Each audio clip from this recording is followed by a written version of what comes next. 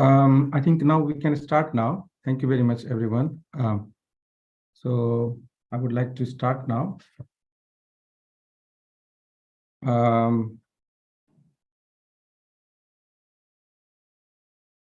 Okay, so dear panels and juries, dear guests, dear participants, and all the people, those who have joined from different part of the country or the world on this event, a special event on Gandhi Jayanti.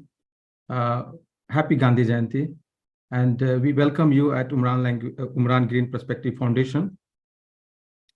This is a very special day for not for only for it's limited to India, but for entire world, that we are going to talk on the this day, a day of hope or a day of remembrance. So let me give a brief about this event. That this is an international event organized by Umran Green Perspective Foundation to facilitate discussion on global peace and spirituality.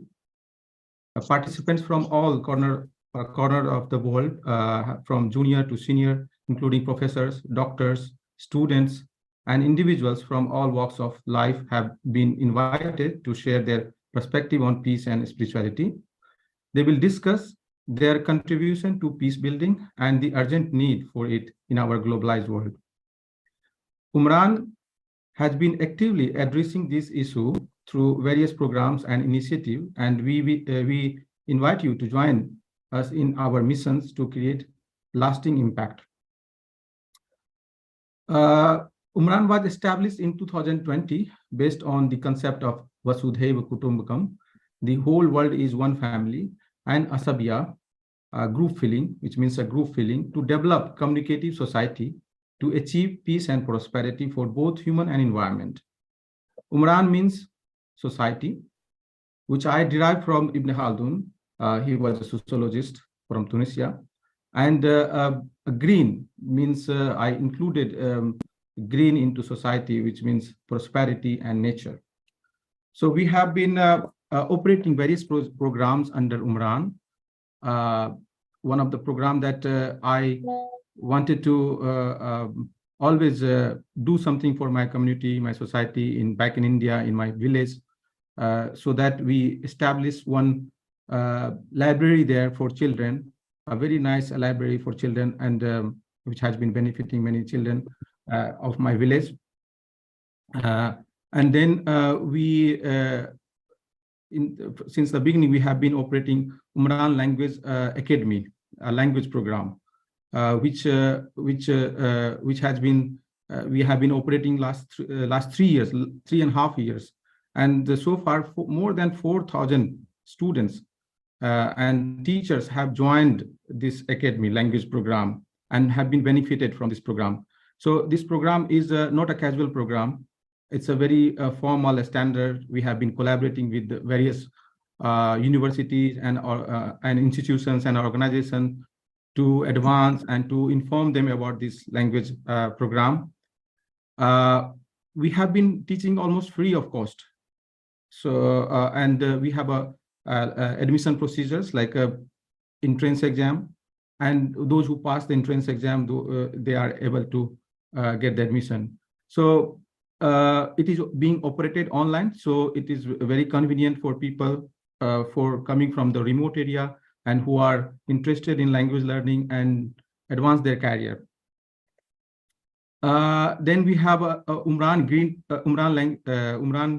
Academic Research Association, which is basically we are doing some sort of research studies, like we have been inviting professors with that various countries associated, and also research students have been associated. We have conducted 2 international symposiums, collaborated with various universities from the world, such as Duke University, from the Latin America University, and India, and Turkey, and other countries from other countries. So we have been doing a research works, some sort of, and also facilitating, for the senior students, a platform where they can also learn about the research methodology and the research work. And then we have also recently, we launched Umran magazine called You Talk magazine, where we provide a place for, it's a semi-academic magazine where students from senior to junior, they get a platform to publish their creativity, their articles, their imagination, photography, and it's a very wide range of content we have in the magazine. And we have been also operating like many people have been joined from Sherghati. So we have recently launched program in Sherghati, Bihar. So today we have on the Gandhi Jayanti, this program we are doing, and we have many people here who will be speaking about this, how we have been working, and how we have been engaging people through the various program to achieve this peace and prosperity through the educational program or cultural program. So without further ado, I would like to first invite Dr. Amina Hussain. We have a list of people, so I would request everyone to stick with the time. So we have divided our sections about the events in we have divided our sections in 4 sections. Like first we have a jury, and then we have a guest, and then we have a participants who will be speaking on this topic, and then we'll be having a conclusion. So I would like to invite Dr. Amina Hussain. She's an assistant professor at the Sarojini Naidu Center for Women Studies and Studies, Jamia Millia Islamia. She's also a member of Umran Academic Research Association and has been editorial board of Umran You Talk magazine. She will speak on in this of women at the heart of Gandhi's nonviolent movement. So, Dr. Amina, the floor is yours. Welcome. So a very good evening. I hope I'm audible. A very good evening across, globe. I know people have been connected here from different parts of different parts of the world. So good evening, good morning, as and how it applies. And first of all, as Rajiv has already introduced, this initiative, I must emphasize, before even beginning my topic, is that this is a very, it's a very momentous, relevant, occasion for us to gather on the eve of, Gandhi Jayanti, and especially on 154th. Today we are celebrating 154th year of Gandhi's birth anniversary. So to organize this event today, I would like to thank Umran Green Perspective Foundation and Rajiv, and along with the other coordinators. Here we have Mr. Sorab and Sorab, Wasim Khan, and Shuka Al-Badar. So thanks to everyone for organizing this. And I guess, this event is primarily a competitive event, and we are commemorating Gandhian legacy. So, Rajiv has already outlined that we have to stick to our times, because the speakers, our participants, especially they should get their appropriate time for their speech. So I'll keep myself very brief. First of all, being associated with Umran, we've been working on peace building, building barriers, interfaith harmony. This is what Umran is. This is what Umran stands for. And I've been associated with Umran for quite some time now. And I must say that it has enriched my own understanding, of and community outreach. I'm constantly part of various programs and events. Since my area, and my area of research is gender studies and women more particularly. So what I wanted to talk about today was that, of course, Mahatma Gandhi is the father of our nation. And he's known as an apostle of peace. He is, for interfaith harmony, and pioneering self-reliance. He's globally recognized and respected for championing the philosophy of nonviolence, which Umran as an academy also vehemently believes in. And so what Gandhian movement is mostly known for its mass appeal, how the whole country came and united, behind him as a solidified force for the national freedom struggle. I'm just trying to bring in a little context here. And also of his non-violent philosophy, the methodology of Gandhian struggle was non-violent, passive, enduring resistance. What we often miss or don't talk about is the fact that how effective was the Gandhian movement in mobilizing women as catalyst of political change. And this is the time I'm talking about when women were, within the households, they were not moving out of the house so much. So at that point of time, it was on one call of Gandhi, that women of all caste, creed, and religion, how they came together, and became a very significant force of the Indian national freedom struggle. So, I know that picture speaks 1,000 times. They're more evocative and they speak more than words do.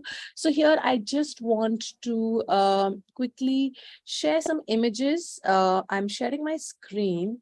And I want to open, okay, my desktop is very, very messy. So I want to share this. Okay. So this is what I want to share. Just let me know if you can see my screen. So what I want to particularly bring into the site is how, the image of the women hovering and surrounding Gandhi. So I'm just sharing these few, images. And I think they're very powerful, and they shows how women were rallying and how they stood shoulder to shoulder, in Indian freedom struggle, essentially feminizing the freedom movement. I hope my screen is visible. Somebody just nod.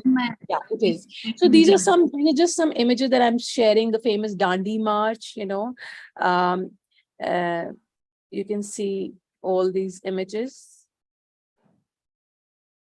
Yeah, so in all the images, you will see the groups of women surrounding Gandhi, right? So, and these are women not just of the upper middle class, these are women of the working class as well, the rural and the urban. So I just wanted to,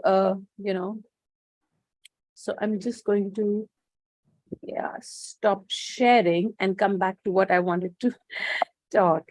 So,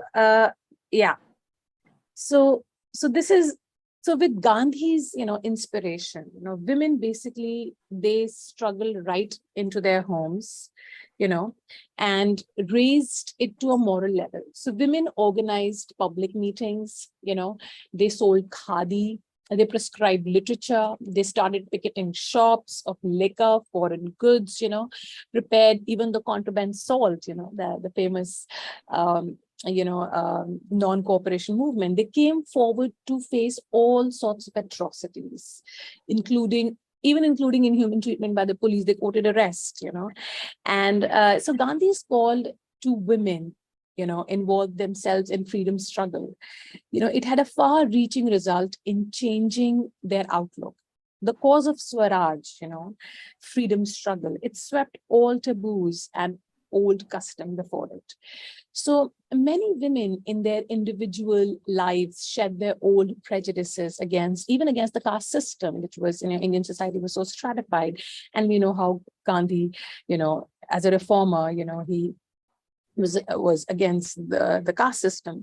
And they had no hesitation in leaving the boundaries of their protected homes and even going to the jail, organizing public meetings. Some of them even broke the glass bangles when they got to know that they were, and which is supposedly an ill omen for women in India when they were told that they were made of Czechoslovakian class. This was this Swadesi movement. So women's, as I told earlier, participation in freedom struggle is something, which I think is an overlooked aspect when we talk about the freedom struggle. So I want to just quickly highlight that how was it made, possible. Because women, the mobilization of women was, and I can name some very prominent figure, Kasturba Gandhi, Sarla Devi, there was Parvati Devi, Rameshwari Nehru, but then there were also women of the lower class, like, Ashalata Sen, there was, Lajjavati, Savitri Devi, Malti Devi. So all these women of different, different class coming together for a common cause.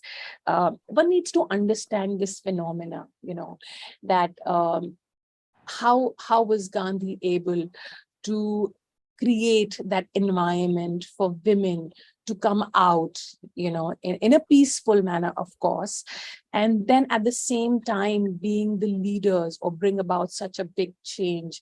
And this change is not only happening in the public spaces, outside their houses, but also these women, once they get out of their houses, they're not the same women. So what kind of changes, what kind of a revolution, silent revolution is taking place? Dr. Amina, I'm sorry Sorry. to interrupt you. Like, we have to wind up now. Yeah. So I think I'm sorry for this time. Like, so I barely. So what I wanted to do, I basically wanted to discuss Gandhian methodology of of how it led to the emancipation of women and freedom struggles. So I guess I'll be, without getting into the details, I would say that how Gandhi used the famous, the familiar trajectory, which is of, he used the epic, he evoked the epic, basically Ram Rajya, and figures like Sita for women to come out and participate in the struggle. And also at the same time, the fact that it was a non-violent struggle, the non-violence technique, I think, is very essential for women to participate in such large number, mobilization and induction of women in the movement, of which was basically hinged around Swadeshi movement, whether it was weaving of khadi and spinning. So there's a lot that I wanted to talk. So I guess I'll just stop at that, because as I said, I wanted to stick to the time. And I guess, so yes, so let's continue with this little short introduction. I guess we can continue with we can proceed with the program. Thank you. Yeah, thank you. Thank you.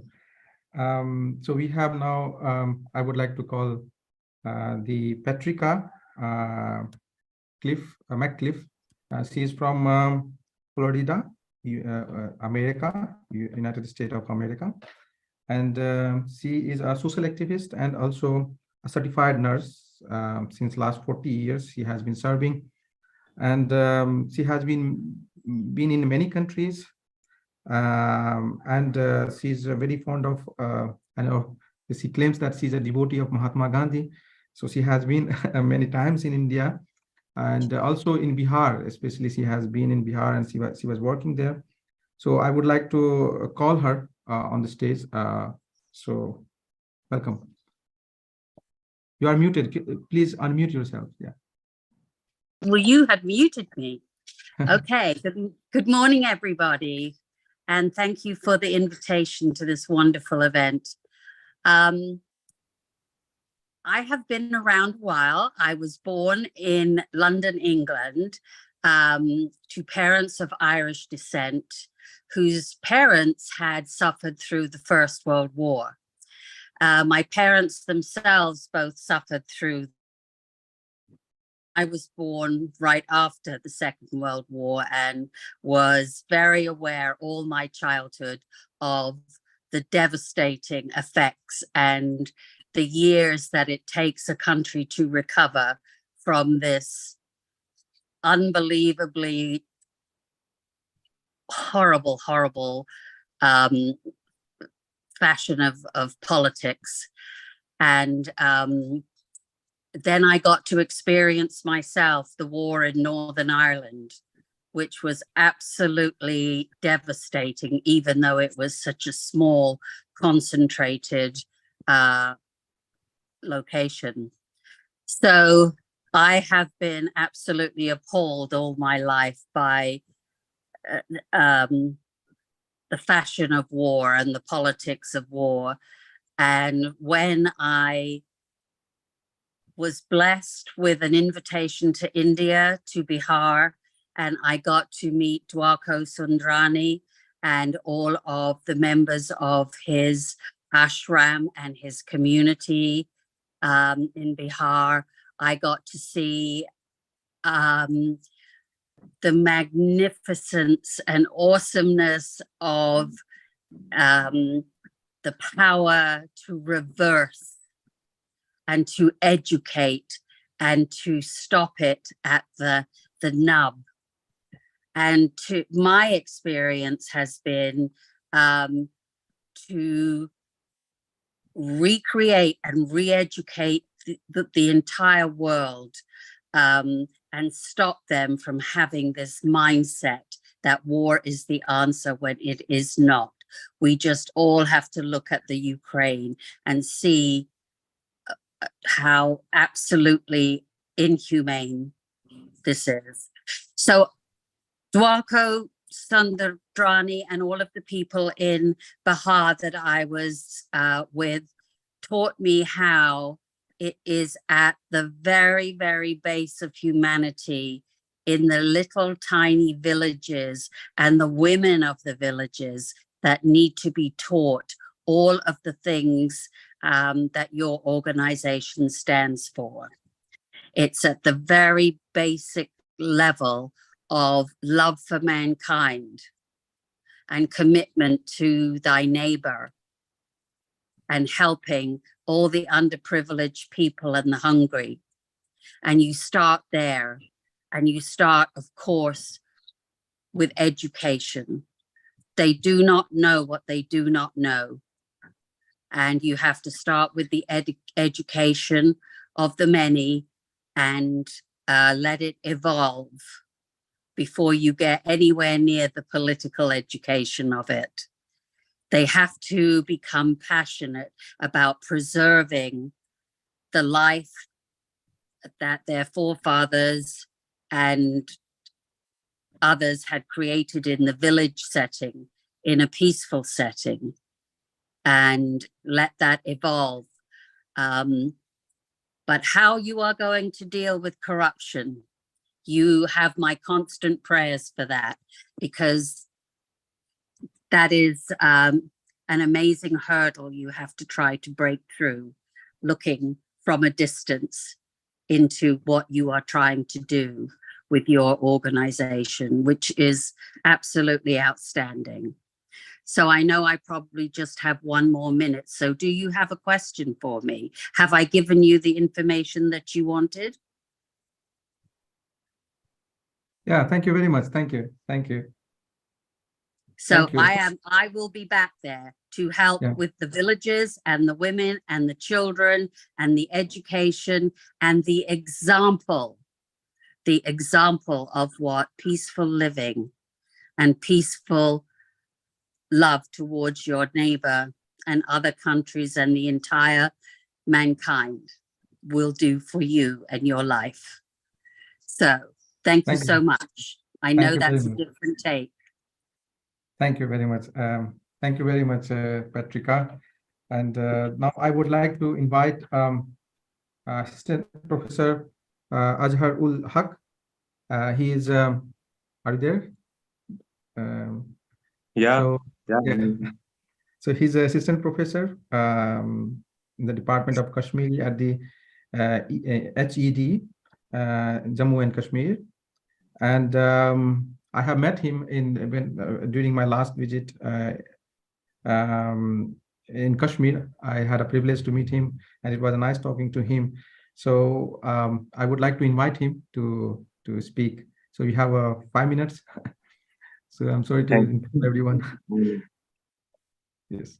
I am very grateful to Dr. Rajiv for providing me a room in today's event. As our worthy panelist, Dr. Amina, mentioned the aims and objectives of Umran Green Perspective, I wish the team a great success in every field where they work. As I have been told by Mr. Rajiv to deliver in Kashmiri language, but I think there are few people who are the native speakers of this language. So I would like to continue in international language. Where there is no violence, disturbance, or any such thing which is harmful to mankind in particular, is a form of state which is known as peace. Today, we are celebrating Gandhi Jayanti. I welcome you all in this program. I would like to say that organizing such a program and participating in this event clearly shows that all of us desire to live in a such environment where peace and harmony prevails. I won't touch Gandhian philosophy directly because we have esteemed speakers to deliberate upon.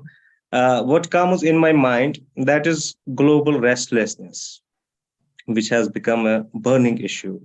Though I belong to Kashmiri literature by profession, I would like to state what is its contribution towards peace and harmony. Our creative writers in Kashmiri language or our poets have raised their concern about peace and harmony since hundreds of years together. See, just an example, um, how many lives are being lost in Russia and Russia-Ukraine war? In context to this, I would like to quote Hazrat Sheikhul Alam Rahmatullah Alah, who belongs to 14th century, says Kartal Futriv Garivuk Dhrut. Kartal means sword, Dhrut means sickle. जिससे हम ये काटते हैं, फसल काटते हैं. Kartal Futriv Garivus Dhrut. Break the swords and make sickles out of it. Likewise, our Sufi poets or we say mystic poets have also contributed towards peace and harmony. Their writings and sayings are the reflection of the same because they were lovers of love, humanity, peace, and harmony. Our great poetess of the same century, I mean to say 14th century, namely Lal Del, I would like to quote her. Laz kasi sheath nivari, tran zal karan aha, yikim wapdesh kuri hoot bata, achitan vatas, sachitan dun aha. As before Dr. Rajiv will choke my neck by saying that time is running out, I will would like to conclude my talk by this, that a Hindi feature film released in 1959 titled Dhool Ka Fool, if you remember, Mr. Rajiv. It has a song sung by Mohammad Rafi. Tu Hind banega na Musalman banega, insan ki aulad hai, insan banega. Thank you. Wonderful. So it was a wonderful. Thank you very much. And you stick with your time and also wonderfully delivered. Thank you very much. To be here. It is my privilege to be here, to be with your team, to joining programs like this. Thank you. Thank you very much. So now we have some guests, a speaker.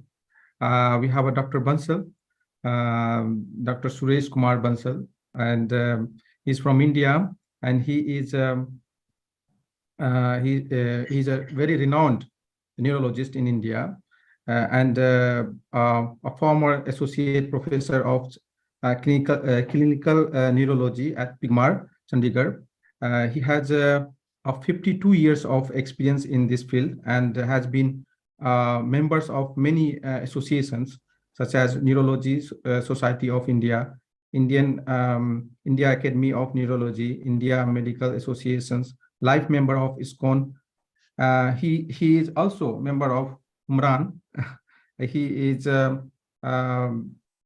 has recently published a book on the mind and brain, the interplay between mind and brain. The title is The Mind Do You Want to Change? So without further ado, I would like to invite Dr. Bansal to speak on this day. Thank you very much. Yeah, thank you, Raji. Am I audible? Yeah, thank you. See, good time to all of you. And thank you very much, Umran. I understand as far as this NGO is concerned, it is of great value. And today I have been asked to say something about Mahatma Gandhi. I take him not as a person, I take him as a concept. So I at the same time, I'll say he's more like a social reformist. So reformist in where? What? Only in society. There are so many aspects as far as the society is concerned. Was he reformist in spirituality, in political issues, or some sort of religious issues, or maybe some sort of other things which a person needs: freedom, peace, so many things. Because all of us, we are aspiring over and above our basic needs, so many things which is desired highly individually at an individualistic level. Today I'm going to talk something about the spirituality and the peace, which was very near to Mahatma Gandhi. See, spirituality is a religious process. It is personal growth and evolution. It is a strong tool for self-discipline, social hygiene, and peaceful life. All of us, we want peace. The peace, I will touch it, is a sustained happiness. Happiness is, of course, there, but sustained happiness, peace, and so many other names given to this is ultimately goal, because we don't know with what sort of purpose we have come in this life. We fail to understand all these things, but at the same time, as far as the ego is concerned, as far as the identity is concerned, as far as the name, fame, or status is concerned, this is all highly individualistic. And for our own identity, we create at the individual level. May it be given by our near dears, family, society, nation, or maybe ethnicity. So that calls for something which should be positive as far as our lifestyle is concerned, as far as our living is concerned. And that's what Gandhi did it, not with the rule of thumb, but with a totally different way, with patience, with devotion, with let it go, in a very balanced way, because letting the things go or doing anything in any way can create some sort of pros and cons. So he did it everything in highly balanced way. This is what I feel about it. So the life contest, of course, is, as I said, it's basic needs. But over and above basic needs, we are wanting so many things.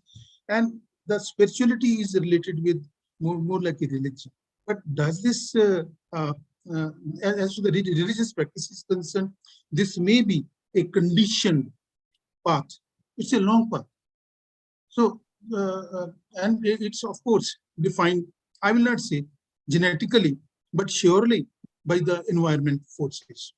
So right or wrong, I will not say wrong, I will say right. As far as any religion is concerned, their approach is definitely positive, useful, and is ultimately to reach to the humanistic good living, good values, and ultimately delivering the very purpose of life. And accepting also for one own self the very purpose of life, and that's the peace. In that way, I'll say, as far as the spirituality is concerned, it's more like a path. It's a conditioned path. It becomes ultimately habit. This starts from the very beginning, and ultimately it goes for a long time. This doesn't care any sort of selfishness. This is more like giving to others, and that's the very purpose of life. This is what I feel. But at the end of the day, giving something of substance to someone, I'll say, let's say empathy, passion, compassion, or helping hand, or sharing the things with each other is of great value. One can say it's religion, one can say it's spirituality, but what is ultimately this way in which we can proceed ahead. This can be by virtue of doing so many things, like speaking less, becoming a good listener, or maybe doing yogic exercise. There are so many ways. I was trying to say it ultimately some sort of dissolution of what? Ego dissolution. Does this evolution is going to fulfill whatsoever our objective is? No, possibly no. Because ultimately after the ego dissolution, there is nothingness. So are we wanting the nothingness? No, we don't want it. We want balanced thing in each and every aspect of our life. May it be spirituality, may it be even harnessing peace. Right. So in that way, I will say the as far as the spirituality is concerned, this can be inculcated, this can be grown up or evolved by virtue of prayer, yoga, meditation, and living in accordance with the values and beliefs of not only the family, but of the society and the nation at large, for a very positive purpose. And that's what Gandhi wanted to do it.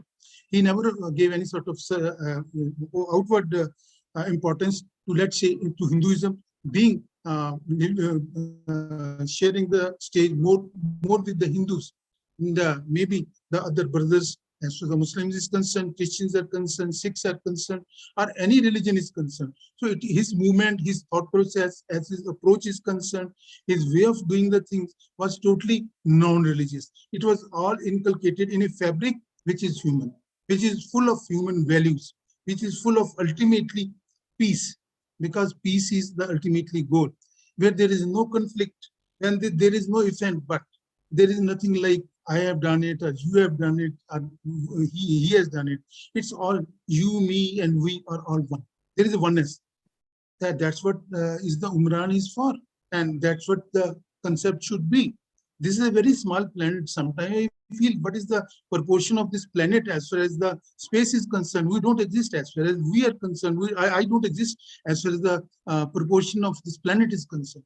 But as far as the language is concerned, as far as the philosophy, as far as the thinking process is concerned, there is so many ifs and buts.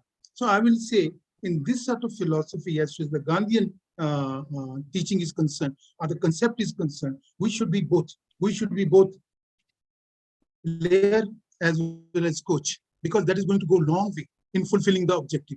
And at the same time, I must say, at the end of it, because everything whatsoever we are discussing, maybe with our own self, maybe with our surroundings, is related to thoughts and emotion. Thoughts is cognitive function, and emotion is cognitive function. Thought is brain, and emotion is mind. So basically, they move with the glued to each other.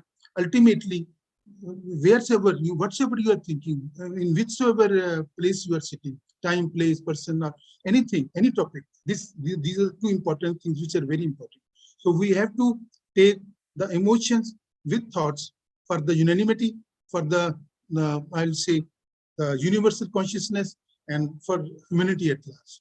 Thank you very much. I think I am in time, and I have not taken much of your time. And it's very grateful talking with the sea of knowledge. Thank you very much. Thank you very much. Thank you. So now we have Dr. Shailja Vasudeva. I hope she's here. She is an associate professor at the Department of Political Science. Shahid Captain Vikram Batra PG College, Himachal Pradesh, India. She has been coordinator for many international associations and organizations such as Cape Comorin Trust in India, country director, International Research Academy, Art and Science, Belgrade, Republic of Serbia, and International Research Coordinator for Sulu University, Philippines. So without further ado, I would like to invite her. So are you there, Dr. Shailja? I think she will be speaking in Hindi. We wanted to have speeches in various languages. So, as much as we could do, we could gather in the different languages. So Shailja will be speaking in, Dr. Shailja will be speaking in Hindi, so perhaps. So yes, welcome. Thank you so much, sir. for sharing this opportunity with me. And it's a very big platform in which I can share my insight in Hindi. It's a very good opportunity for me. Thank you so much for giving this opportunity with me. आपने जो मुझे topic दिया है वो topic है कि शांति के बारे में मेरे क्या व्यू पॉइंट है, और साथ ही साथ में मैं शांति के लिए अपना रोल मॉडल किसको मानती हूँ। तो शांति की अगर मैं बात करूं तो एक ओवरऑल डेवलपमेंट के लिए, एक कंट्री की, एक फैमिली की, एक स्टेट की, एक कंट्री की ओवरऑल डेवलपमेंट के लिए अगर किसी चीज की जरूरत है तो शांति की जरूरत है। इस ओवरऑल डेवलपमेंट के लिए अगर हम बात करें शांति की, तो अगर हमें शांति वाला माहौल मिलेगा तो इस माहौल में हम अपने वर्क प्लेस में, हम अपनी फैमिली में बहुत ज्यादा हम लोग कंट्रीब्यूट कर पाएंगे और सक्सेसफुल रहेंगे। अगर मैं बात करूं हमारे रोल मॉडल की कि मेरा रोल मॉडल कौन है इसमें, तो नो डाउट मेरा जो नाम आएगा वो महात्मा गांधी जी का आएगा। अगर मैं बात करूं महात्मा गांधी जी के योगदान की, तो अगर स्वतंत्रता प्राप्ति के लिए हमें विदाउट किसी हथियार के अगर हमें स्वतंत्रता मिली है तो वो सिर्फ और सिर्फ महात्मा गांधी जी की देन है। सिर्फ हमारे भारत के लिए ही नहीं, उन्होंने पूरे विश्व के लिए एक एग्जाम्पल सेट किया है कि शांति और अहिंसा के रास्ते पे चल के भी हम जीत हासिल कर सकते हैं। सिर्फ हथियारों की जरूरत या हिंसा की जरूरत नहीं है। अगर हमें कुछ अचीव करना है लाइफ में तो हमें सिर्फ हिंसा और हथियारों की जरूरत नहीं है। हम अपने आप पे विश्वास रख के, शांति पे विश्वास रख के और अहिंसा के रास्ते पे चल के हम लोग जो हैं वो सक्सेस अचीव कर सकते हैं। अगर मैं बात करूं 1945 के सिनेरियो की, तो 1945 जब हमारा वर्ल्ड वॉर सेकेंड हमारा कंप्लीट हुआ है, तो उसके बाद जो माहौल था कि ज्यादा से ज्यादा हमें हथियार इकट्ठे करने हैं, और फिर वो जो हमने झेला था 1945 में सेकेंड वर्ल्ड वॉर के दौरान, इतना ज्यादा डिजास्टर हमने झेला क्योंकि जो परमाणु बम का यूज हुआ, तो उस वजह से जितना डिजास्टर हम लोगों ने देखा, सुना, पढ़ा जितना, तो उसके बाद गांधी जी ने जो हमें भारत को स्वतंत्रता दिलवाई, उसमें ना कोई हथियार का यूज किया, ना किसी हिंसा का यूज किया। उन्होंने सिर्फ और सिर्फ एक शांति का रास्ता पकड़ा और हमें जो है स्वतंत्रता प्रदान की है। तो मेरा जो आज गांधी जयंती पे अगर मुझे एक मौका मिला है गांधी जी के बारे में बोलने का, तो मैं दो शब्द उनके लिए कहना चाहूंगी कि अगर एक हार्ड मास का बना हुआ इंसान हमें शांति और अहिंसा के रास्ते पे चलाकर भारत जैसे देश को ब्रिटिशर्स से स्वतंत्र करवाने में इतना बड़ा योगदान दे सकता है, तो हम अपनी निजी जिंदगियों में, अपने वर्क प्लेस में, अपने देश के लिए हम लोग सत्य अहिंसा का रास्ता और गांधी जी की जो देन है उसको फॉलो करके हम लोग जो हैं एक ट्रू सेंस में एक सच्चा योगदान अपना दे सकते हैं। Thank you sir, thank you so much. Thank you very much. It was wonderful. It's very nice to hear in Hindi also. So now I would like to, we have two more speakers before we go to the next session. So we have Insha Qayyum. She is from Kashmir and from Kashmir University from the Department of English Literature. I think, hope she is here. And she'll be submitting her PhD thesis very soon. Her area of research is women in myth and mythology. And she's also a member of Umran Academic Research Association. And so without further ado, I would like to invite her, and she's going to recite some poetry, both in Hindi and Urdu. So welcome, Insha. Yeah, I hope I'm audible. Yes. Yeah, you are. You. So good evening, all the distinguished guests, fellow enthusiasts of the written word. I'm both honored and delighted to be here today on this occasion, which is dedicated to the timeless theme of peace. So I'm humbled to have been given an opportunity to share with you my heartfelt reflections through the medium of poetry. So in a world often tumultuous and divided, there is a profound and universal longing for peace that unites us all. Today, I have a privilege of reciting two poems that encapsulate these longing poems that echo the dreams and aspirations of countless souls who yearn for a world where tranquility, harmony, and understanding reign supreme. So through the art of poetry, we can explore the depth of our collective consciousness and transcend the barriers that separate us. These poems serve as a reminder that in midst of chaos, we have the power to envision a more harmonious future and inspire change through the beauty of language. So I have written two poems. First is in English language, and the second poem is in Urdu language. I will go for the English poem first. And the title of the poem reads as The Inhuman Humanity. A dream stolen at night and a brain blown in the light. Who knows where the next bullet hits?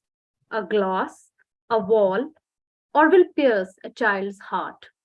Who knows whose blood paints the pavements red? Is this how it should be? An enlightened man's promise? Or a Viking rage in a nuclear age? A barbaric civility, a refined horror, a brutal humanity? No, it can't be. It shouldn't be. It shouldn't be in the headlines with sirens in the background, bombs and missiles barraging, not lands, but lives. 100 dead, 1,000 injured, and countless lose the sense of time. The perforated memories awaiting a forgetfulness. Welcome to the world of war, a world of statistics, calculating the number of dead, the number of near dead, and those left alive to witness the inhuman humanity.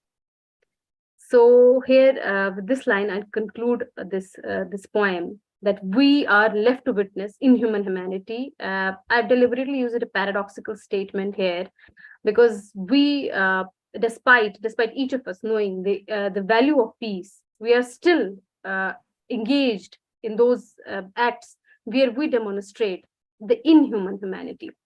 And the other poem which I'm going to recite is in Urdu, and it is titled as Bagawat. And I don't know how many people here understand Urdu. I'm sorry, but it was just a pure expression, and which came to me. Which came to me during this when there was a heightened conflict between Ukraine and Russia. So it came to me in Urdu, and I wrote it in Urdu. The title of the poem reads as Bagawat. क्यों जान मांगते हो, क्यों जंग चाहते हो, क्यों जान मांगते हो, क्यों जंग चाहते हो, कब्जे की प्यास सारी बुझती नहीं लहू से, तोपे नहीं मिटाती दुनिया से मुफलिसी को, और ना ही गोलियों से मिलती है बादशाही.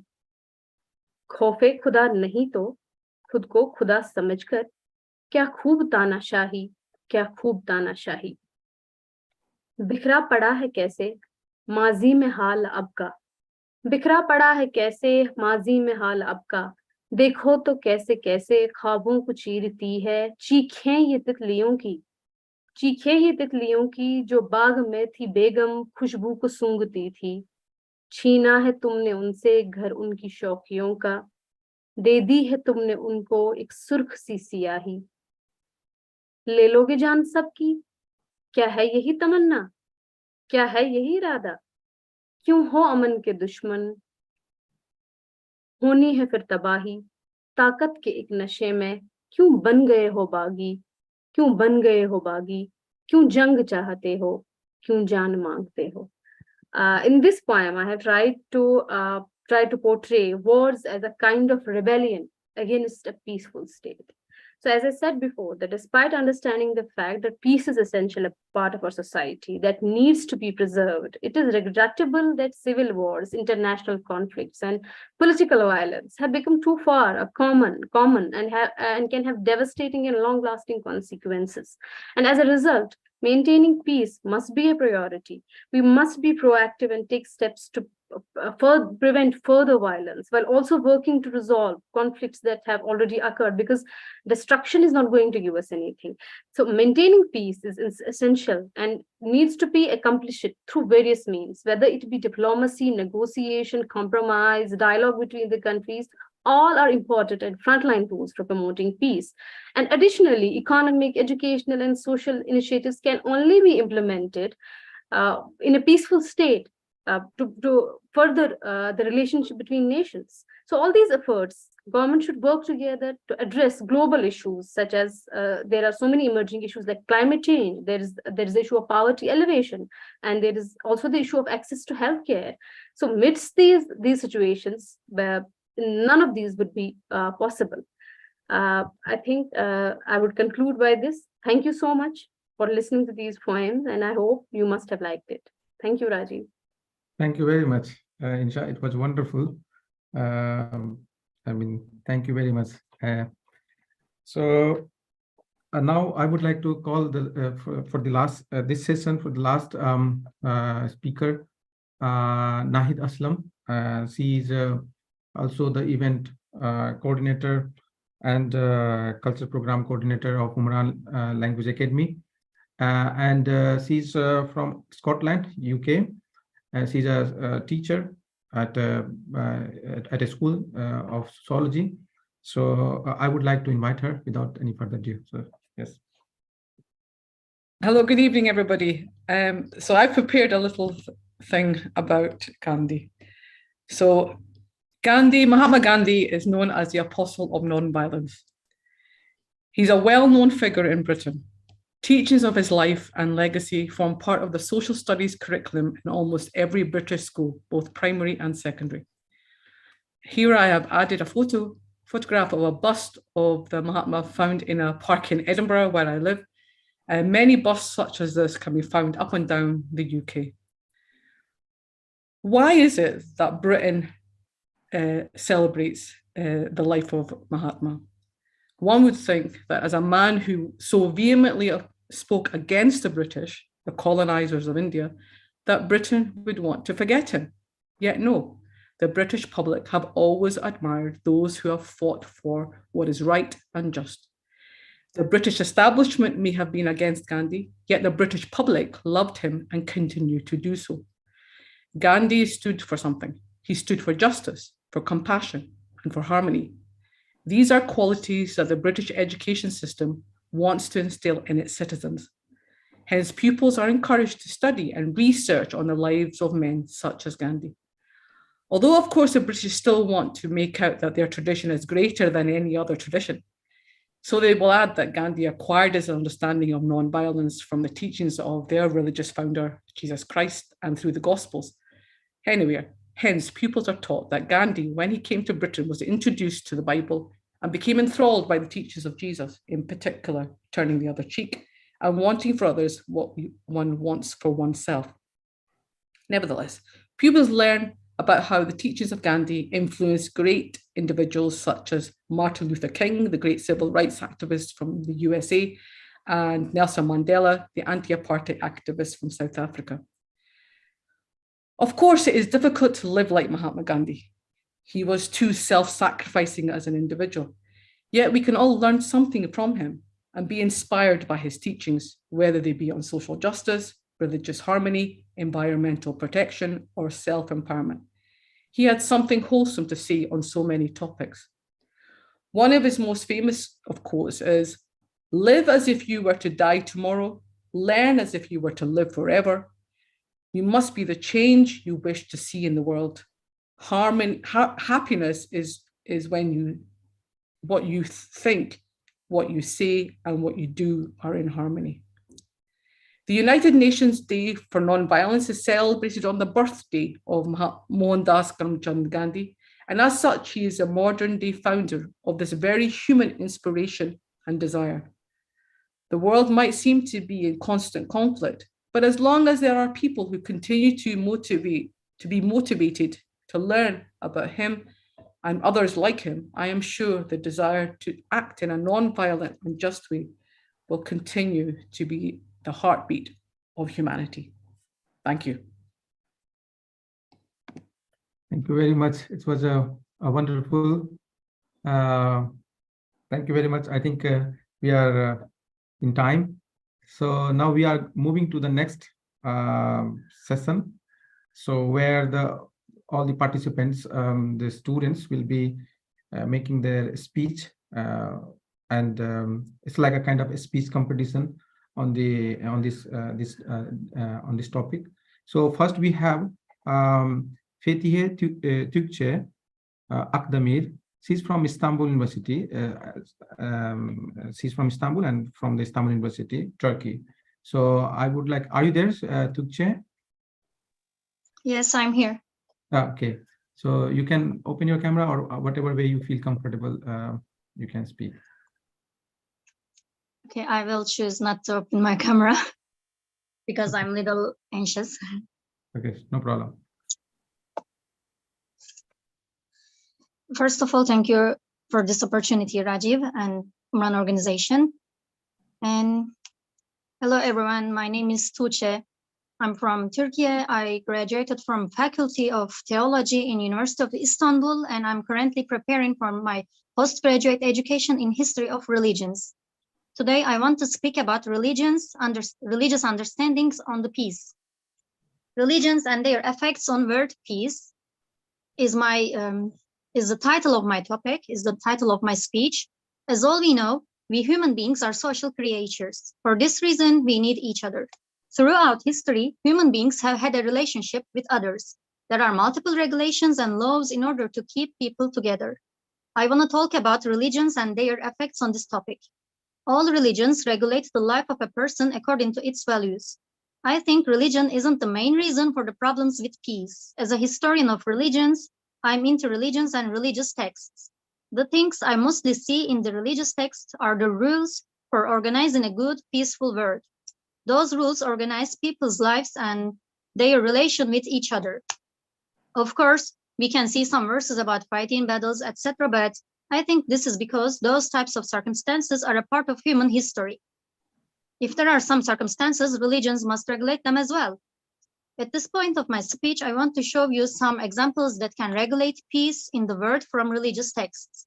According to Matthew, Jesus was preaching to his disciples, "You are the salt of the earth, and you are the light of the world." But why did Jesus use salt and light to preach to his disciples? As all we know, salt is refreshing and protective. Lights can make us see and help us to protect ourselves from upcoming danger. There's an understanding in Hinduism, and it says, Ayam nija paro veti ganana lagu chetasam. Uda charitanam tu vasudeva kutumbakam. For those who have a big heart, the whole earth is their family. And for those who have a small heart, their thinking is that this is their own and that it is someone else's. In Dhammapada, Brahmavagga 389th verse, Buddha says, no one should attack a Brahman, but the attacked Brahman should not retaliate against his attacker. Woe to the one who strikes the Brahman, and even more, woe to the one who attacks the aggressor.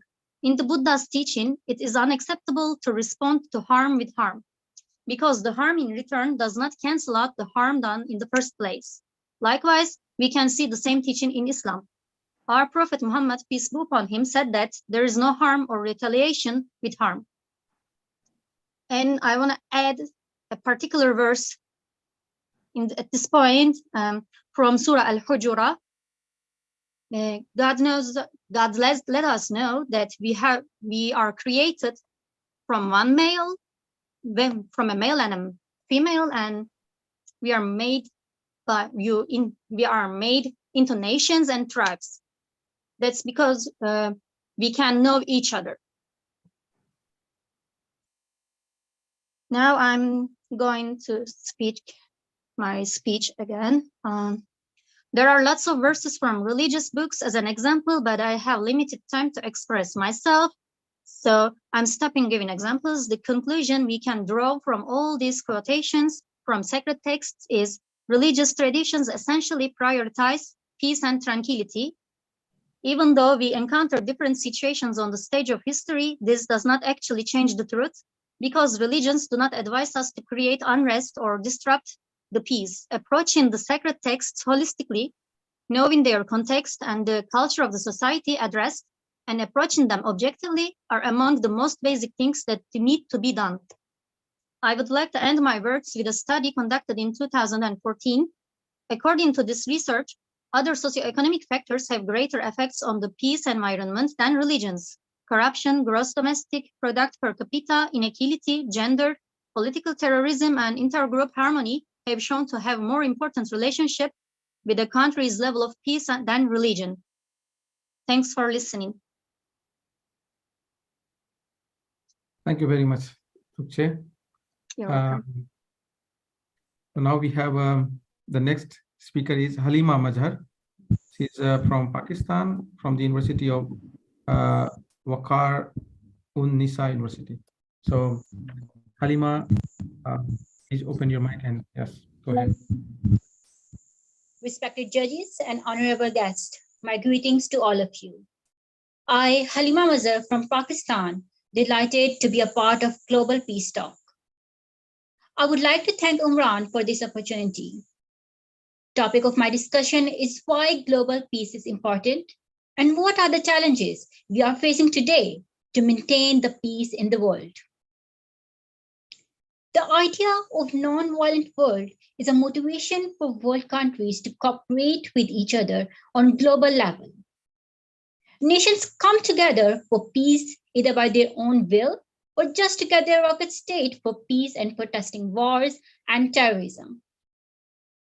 Many philosophers, religious sects, and organizations have different concepts about peace and how the world could overcome it.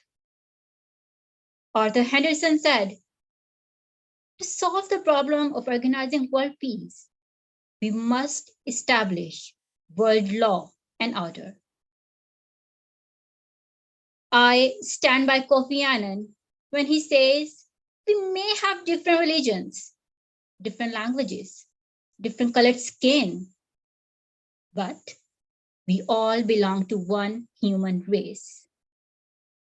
We all share the same basic values. Ladies and gentlemen, not only there is always a better way to resolve conflict than creating war, fighting, and suffering for the citizens, but also the conflict creates a lot of instability and fear in the areas where it happens. How can an idea so simple and beautiful, be so impossible to consider or think about? Why we humans are not able to make it happen yet? In order to ensure world peace, we must find ways to make it happen before we get used to it as it is. Mahatma Gandhi is one of the greatest advocates of peace the world has ever seen. Gandhiji believed that non-violence is the way of life. Countries ought to be non-violent in nature. Only with peace we can achieve truth and fight against the injustice the world is seeing right now. He believed that with peace there would be exploitation of wealth and equity. He sees peace as not an end state, but a revolutionary, continuous process going on every hour of the world. He famously said, there is no path to peace. There is no path to peace. Peace is the path. I think this quote of Gandhi would live for the whole world for centuries to come. According to Gandhiji, that the goal of struggle for peace and democracy is for the good of all. That one has to be prepared to make sacrifices to attain this. That political power in itself does not result in peace and democracy. We have to work and strive for peace and democracy. We have to work to strive for peace and democracy. Gandhiji's life has taught us one very clear lesson. It is easy to postulate principles, but very difficult to put them into practice. Believing in peace and a good life for all is very well, but the final step is putting into practice what we have learned or begun to believe in. This final step is what eventually determines the quality of our lives. We have to take responsibility for bringing about changes, and in this we can seek the assistance of the state. We need to develop a climate of love, caring, sharing, and communal consciousness as we begin to possess the building of an equitable society through community programs. These are the goals of Gandhiji, set for development not only in India, but whole world. As a Pakistani, I feel very proud to be connected to such a legend, regardless of the differences. Perhaps only when these goals have been achieved, will we be able to say to ourselves that we have achieved peace in the world. A peace for which Gandhiji lived, worked, and died. Concluding my speech, I would like to quote Gandhi, which is as beautiful as he said, "I offer you peace. I offer you love. I offer you friendship. I see your beauty. I hear your need. I feel your feelings." Thank you. Thank you very much, Halima. It's wonderful. I would like to now invite Sajia Anjum. She's from Global English Academy, Sheghati, Bihar. Sajia, are you there? Can you unmute yourself and speak? Am I audible? Yes. Okay. Darkness cannot drive out darkness. Only light can do that.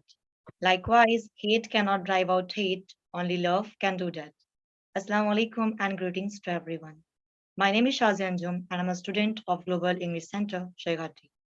I'd like to have some talk on Gandhiji and peace. Gandhiji was a great philosopher whose philosophy was not less than Buddha, Socrates, and many more. He taught us enormous things in many different fields. You know, before Gandhi, people think that they can bring revolution only through violence, like the French Revolution, the Russian Revolution, because they never had an idea. But Gandhiji taught that we can bring revolution and changes through non-violence and peace also. It is only the teachings of Gandhiji due to which if anything happens anywhere in any country or any place, no one wants to be violent first.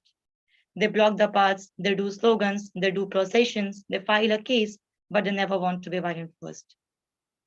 It is, Gandhiji also taught us about emotional intelligence. Just see, a country where most of the people are poor. How can a person who studied law from England can prove that he is one of them?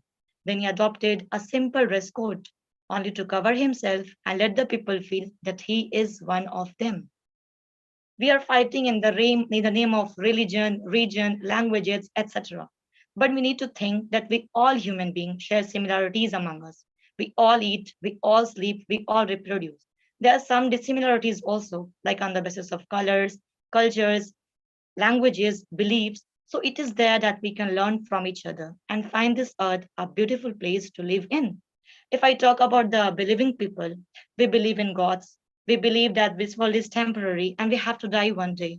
Then why there is need to fight, to kill, or to exploit each other? God has gifted us such beautiful brain. We can think, we can create. So we must use this in the well-being of people. God has given us these two beautiful hands. We need to ask that are we using these hands to help someone or to kill someone? Really, we need to think. I talk about the talk of peace in religion, then almost every religion talks about peace. If I talk about Christianity, the saying of Jesus mentioned in Bible, I say to you who hear, love your enemies and do good to those who hate you. If I talk about Sikhism, they also believe that killing of a sensible being is a sin. If I talk about Hinduism, they also believe that violence against any human being is unlawful. In the Upanishad, it is mentioned that Vasudhaiva Kutumbakam, which is also the motto of Umran culture, Umran perspective. And if I talk about Islam, so the very saying of the hadith of our beloved Prophet, it is that a believer is one from whom people are safe as regards their lives and properties. Hindu मुस्लिम सिख मसीही हैं बहुत मगर हिंदू मुस्लिम सिख मसीही हैं बहुत मगर दुनिया को अमन के लिए इंसान चाहिए. Well, we find a very interesting example of a peaceful method in India. India's freedom struggle was started in 1857, but even after more than 60 years of independence, 60 years of sacrifices and violence, India's political gain was yet a dream. Then in 1920, Gandhiji emerged as a leader, and a miraculous change found after that. The success, which was not forthcoming even after long and violent struggles, was achieved with peaceful method in short span of time. And today, not only Indians, but the whole world recognize Gandhiji. You know, everywhere there is a positivity, there is a spread of peace. The nature is also teaching us. So we must see the stars and planets are continuously moving in their orbits, but they never collide. The sun is a wonderful example to man, how it gives light to everyone without discrimination. The tree is a shining example to man, how it gives oxygen and health in exchange for harmful gases. So overall, positivity remains all throughout the nature. We must recognize it. We must be positive at all times in any situations. I would like to say in 3 ways through which peace comes. Number 1 is education with value system. Number 2 is transforming religion into a spiritual force. And number 3 is removing the poverty. I conclude my speech with a quote of Dr. APJ Abdul Kalam. He quoted that where there is righteousness in the heart, there is beauty in the character. When there is beauty in the character, there is harmony in the home. When there is harmony in the home, there is order in the nation. When there is order in the nation, there is peace in the world. Thank you, everyone, and have a blessed day ahead. Thank you very much, Sajja, for sticking with the time. Still 1 minute you have taken more, but it's fine. So we have Arshia Fatma Tanjil. She is from the Virginia Tech University, India. So I would like to invite her. I think she's from Mumbai. Oh, sorry, Bangalore. Good evening. Am I audible, Rajiv? Yes. Thank you. Peace be on you all, dear peace lovers. This is Arshia Fatima Tanzil who would like to throw some light on the topic. How does your faith or religion promote peace in a society or on a global level? This special evening as we commemorate the birth of the father of the Indian nation and have the International Peace Talk. O mankind, we've created you from a male and a female and made you into nations and tribes so you can know one another. Verily, the most honorable among you in the sight of Allah is that believer who is piety and righteous. Faith encourages and inspires people and provides them with the quintessential instrument to protect the same, to overcome contempt and disinclination with adoring compassion. Every religion emphasizes equal role in promoting world peace, be it Christianity, Judaism, Hinduism, Buddhism, Jainism, and all other faiths. Still, Islam has laid a solid structure and foundation for the peace and tranquility of the world. Islam introduced noble values and principles to promote peace among countries and people, even during those eras when war and conflict were the order of the day. Islam is an exclusive religion with perfect distinction to be a great exponent of peace, brotherhood, tolerance, independence, and harmony in everyday well-being. One of the most glaring characteristics of Islam is its very name, which means peace. Islam brings out the point that God consciousness and virtues alone differentiate between people and not by the difference in the color of their skin, the language one speaks, the lineage one comes from, their geography, their height, their weight, or any such trivial external factors that cause disparity amongst the humankind. A few examples that I'd like to quote are from the life of Muhammad, the last prophet of God, his relevance to the Muslim Brotherhood. This is a fantastic achievement that affected the Muslim society even before. and profoundly impacted the Islamic history in a time when stability was too haywire. One of the blessed steps was the formation of the brotherhood between the Muhajir, or the immigrants from Makkah, and the Ansars, or the helpers from Medina, a brotherhood that ignored any difference in lineage, color, or place of birth, and removed any prejudice of the times of the greatest human ignorance. The next would be the participation of Prophet Muhammad in the Hilful Fudul. This was some time before the advent of Islam, when he was about 20 years old, a treaty that was renewed by the people of Makkah that stopped a massive war between various tribes that were always in difference with one another of the then Arabian Peninsula. The next would be the Treaty of Hudaybiyah, which is a pivotal treaty and a pact between Muhammad, peace be upon him, representing the state of Medina and the tribe of Quraysh in Makkah. It is the first written document in the world. This documentation was one way of maintaining peace with an enemy. Friends, peace with an enemy. Today, most countries sign pacts and treaties and summits under the same umbrella of peace and well-being. We have the Fatah Makkah, which is yet another incident that we can just relate to, and there are many, many more such examples. We need a more peaceful world where nonviolent communication will be guaranteed, which is the first and the core concept of getting in peace into this world. Cultural and religious pluralism is to be accepted to avoid conflicts and violence. Since religion is crucial in securing a peaceful world, as almost every war between nations has involved some kind of wrong religious education, we strongly need an accurate interpretation of religious teachings in the most rational way. Many principles in Islamic teachings provide a foundation for the culture of peace. First, the acceptance of religious faith is a choice. Mark my words, friends, the acceptance of religious faith is a choice. The second is Islam's emphasis on peace and nonviolence as the primary law. The third principle is to pay attention to the spiritual self-awareness inherent in our human nature that can move people away from violence. I'd like to close my talk with the inspiring words of Mohandas Karamchand Gandhi this very day, recorded in Young India, an Indian journal in 1924, wherein he says, "I wanted to know the best of the life of one who holds today an undisputed sway over the hearts of millions of mankind.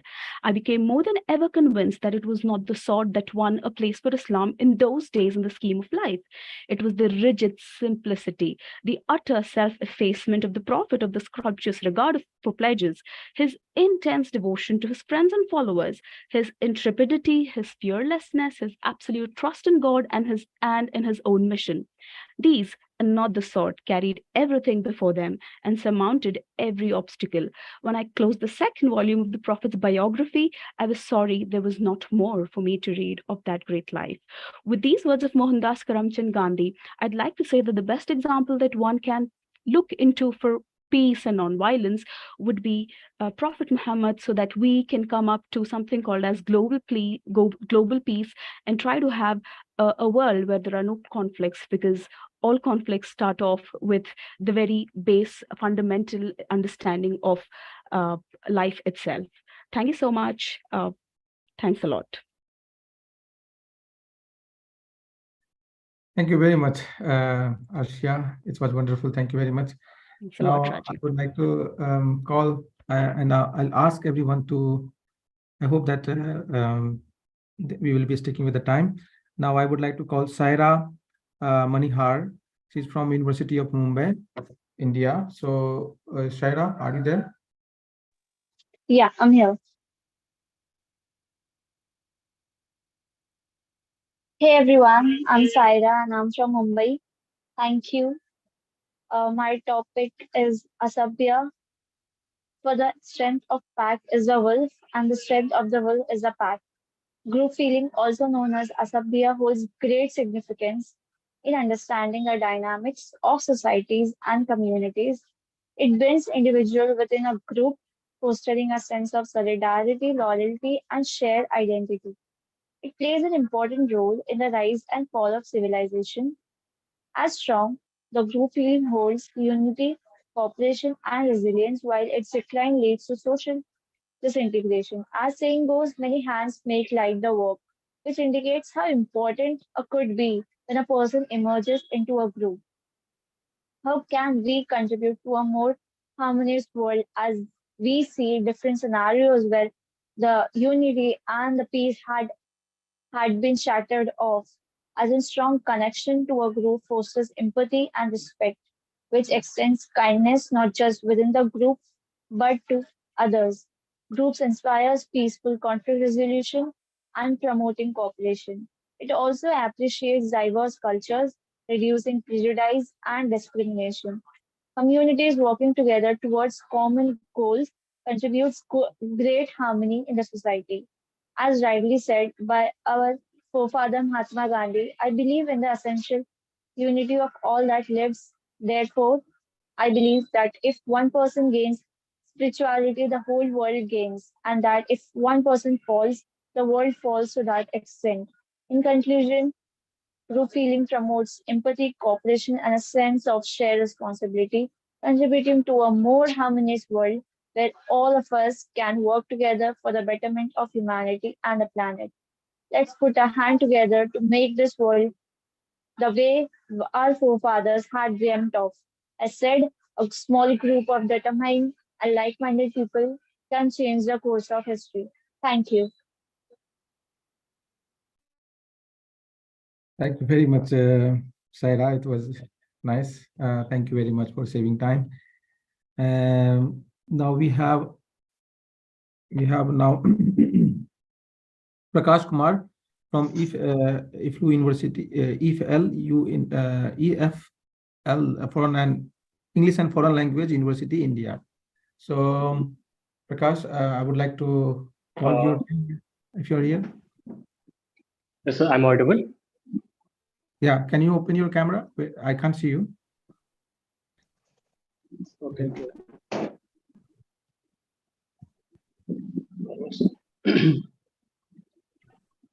Yes. Yes. Yeah.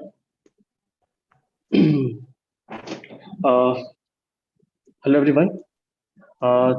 First of all, I would like to thank Umran for giving me a chance. My name is Prakash Kumar. I'm from Bihar, Gaya.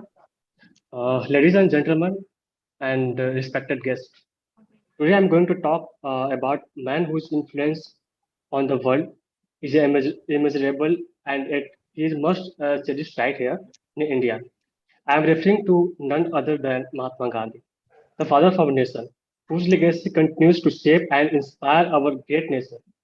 Mahatma Gandhi was born on October 2nd, 1869 in Porbandar, Gujarat.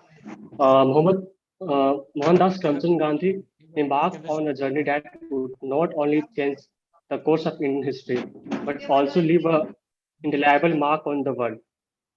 Gandhi's impact in India can be discussed under various facets, each reflecting his unique contributions to our nation development.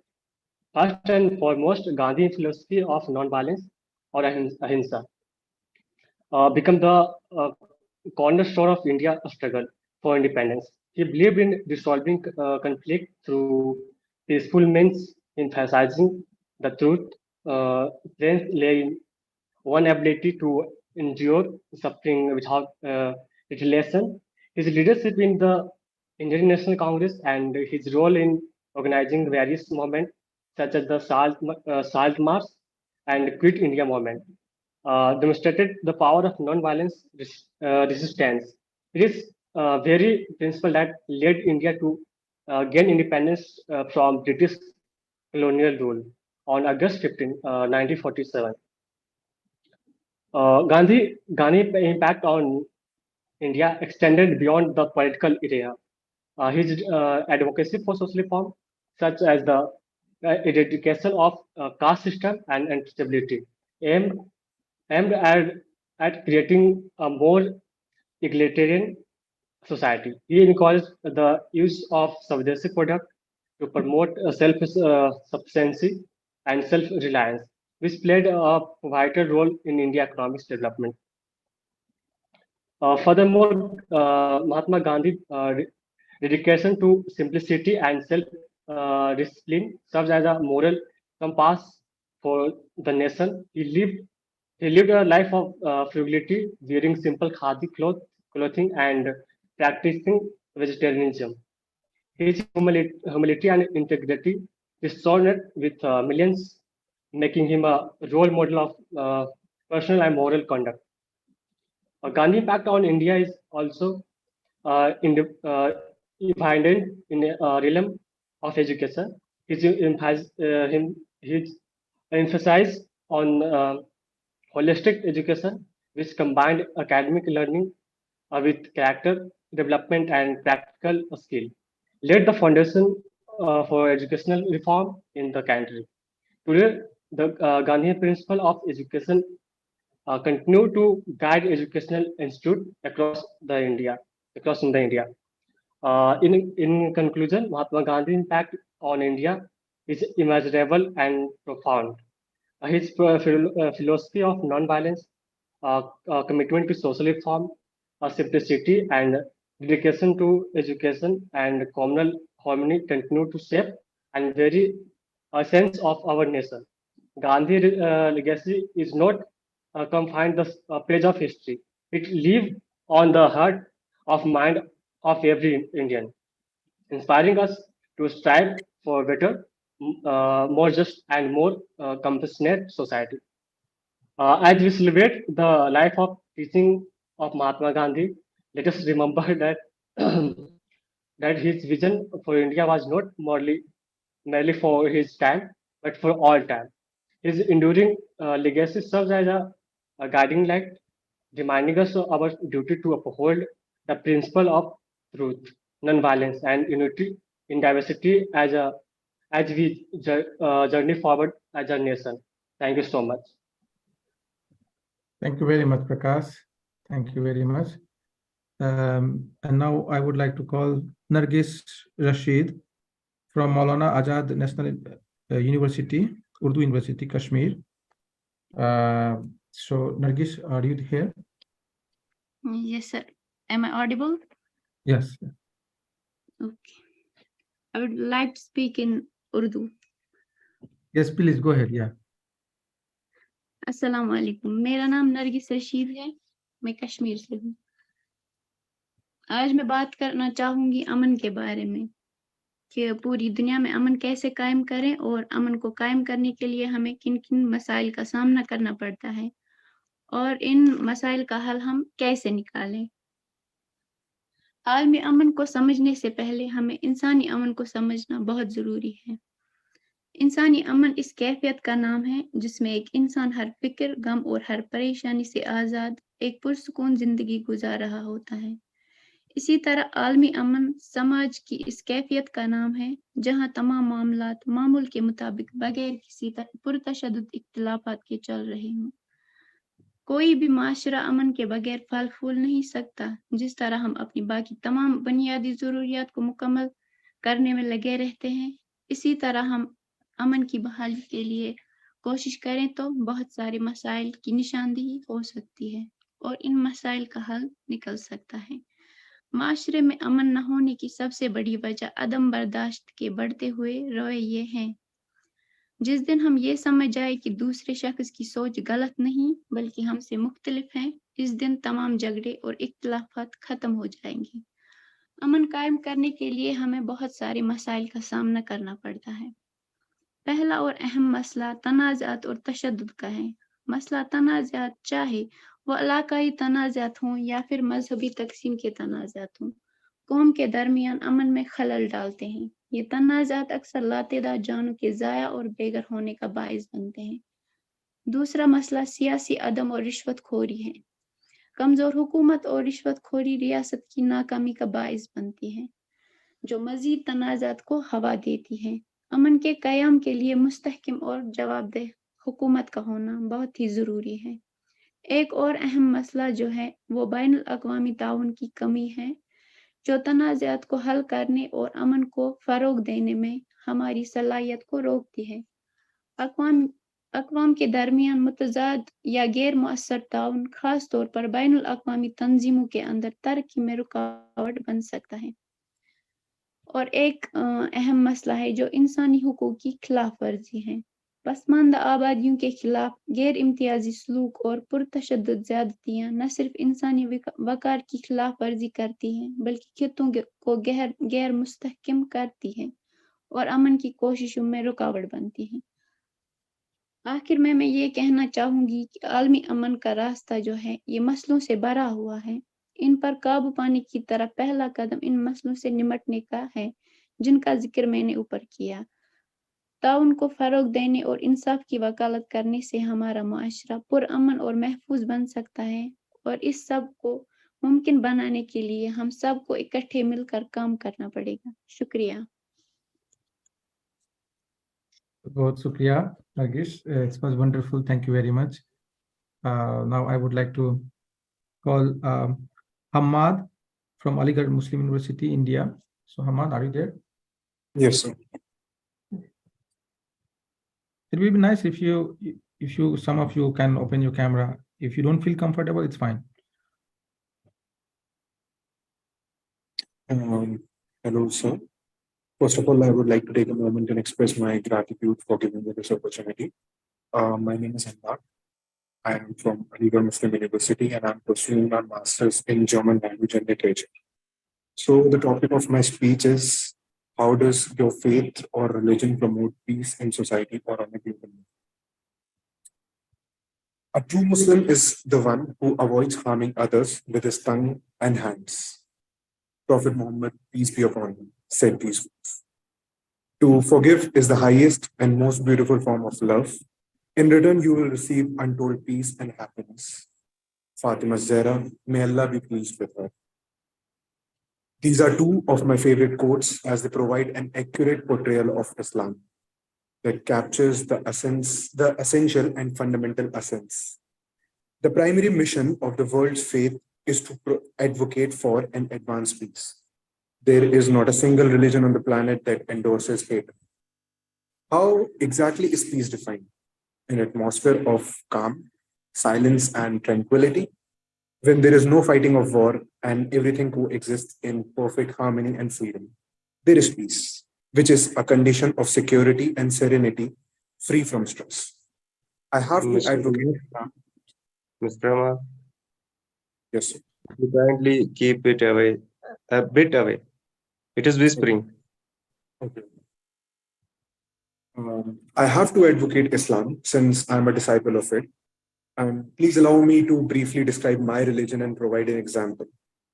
Islam is a religion of peace by definition.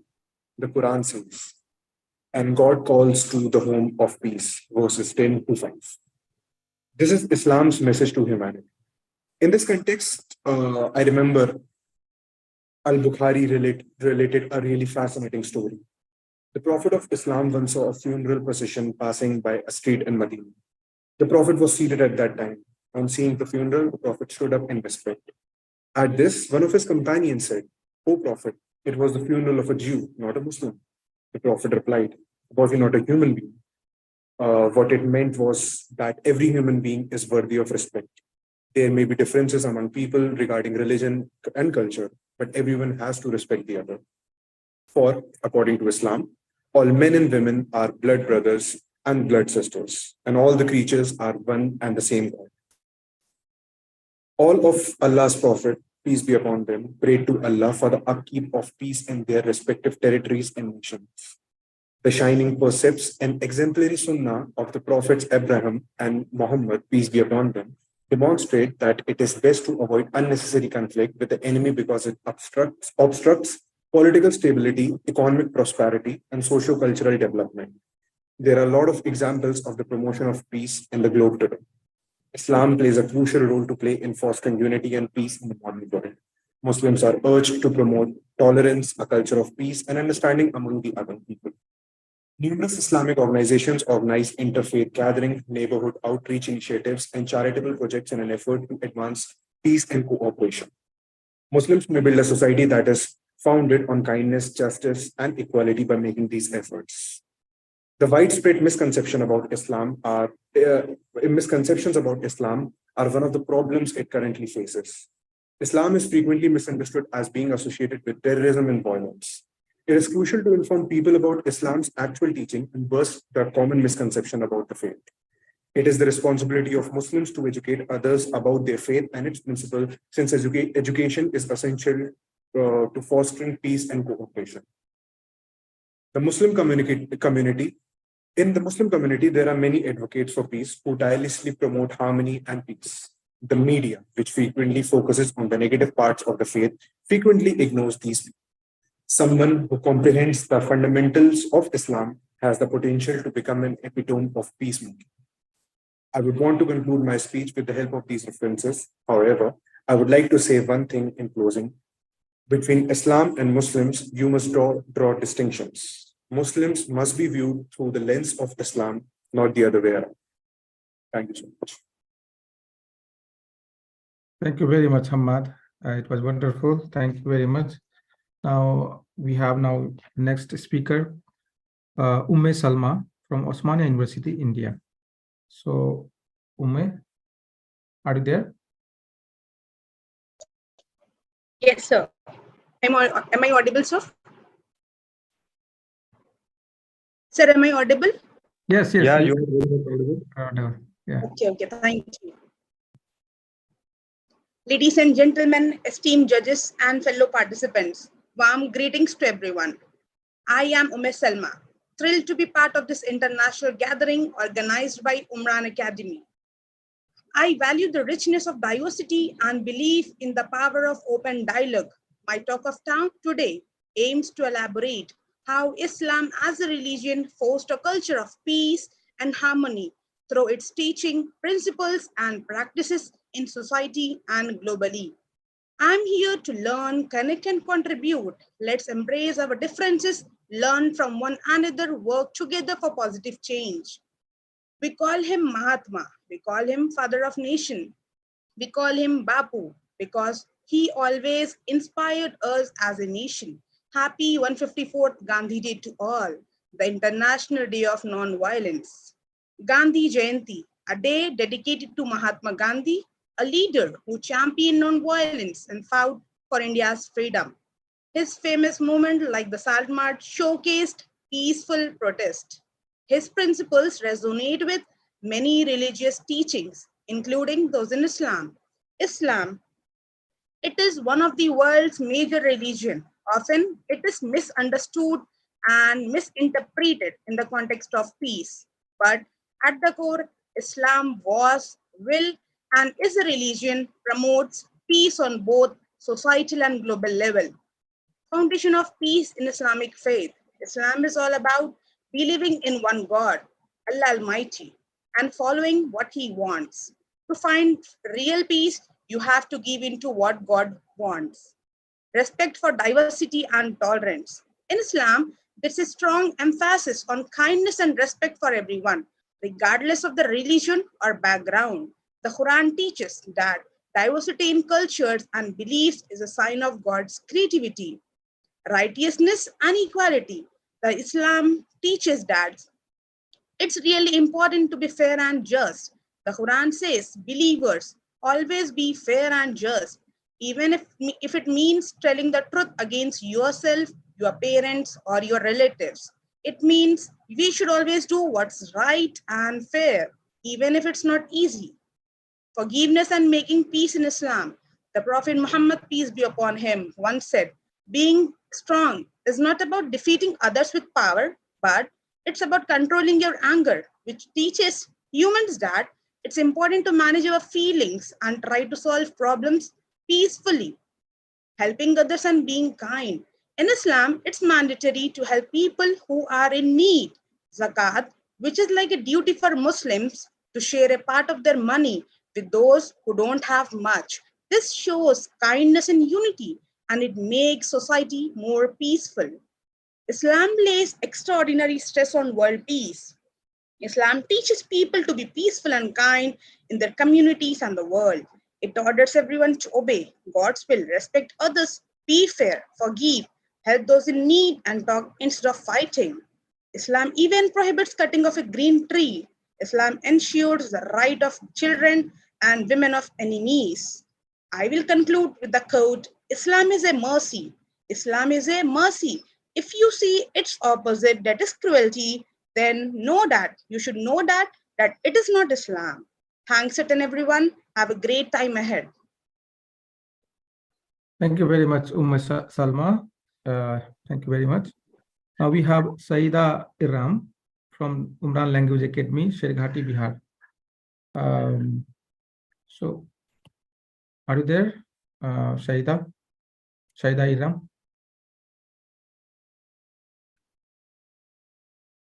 You are muted. Can you unmute yourself?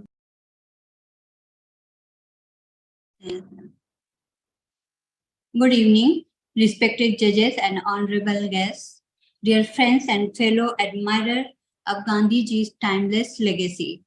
Today, I have the privilege of sharing a poem inspired by the life and principles of Mahatma Gandhi. I am Saida Iram from Lucknow, Uttar Pradesh, India. Currently, I am a student of Umran Language Academy, English A1.2. So, shall I read my poetry, which I written on Gandhi legacy? In a word of Hazel, he stood so tall. Mahatma Gandhi, a name we recall, with a heart of peace and soul so free. He showed the world what love could be. Dressed in simple and humble attire,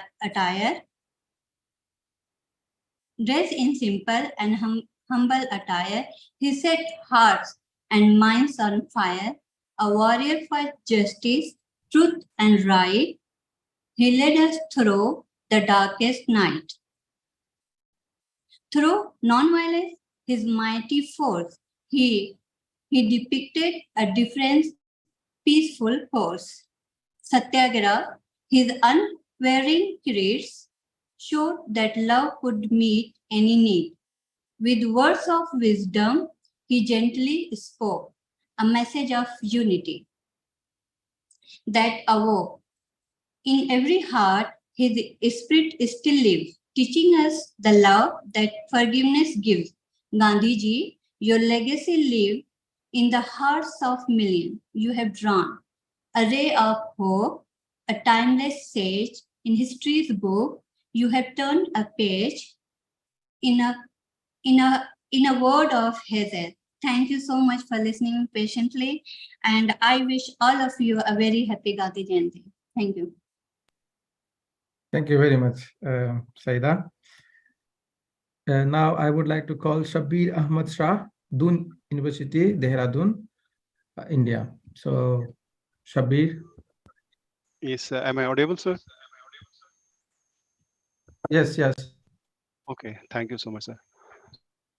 So, a very good evening to all the dignitaries. Today, I'm going to talk about the enduring impact of one of the most iconic figures in our country's history, that's Mahatma Gandhi. So, as you all know that we have connected here to celebrate the birth anniversary of Mahatma Gandhi. This day is very special to all of us and is also celebrated as International Day of Nonviolence all across the world. This day teaches us many lessons to develop the value of leadership, simplicity, and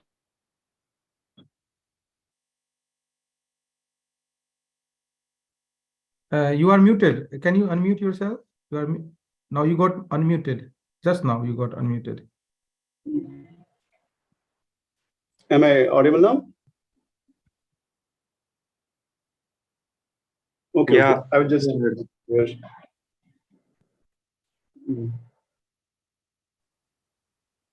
Just a minute. Am I audible now? Go ahead. Okay. So different participants, they have talked about different ideas about how Gandhi has, impacted whole society, our whole country, about different ways. But what I'm going to talk about, I will just to be very simple to some of the ideas, how he has contributed to the world, to the country, with his very, I can say, interesting incidents.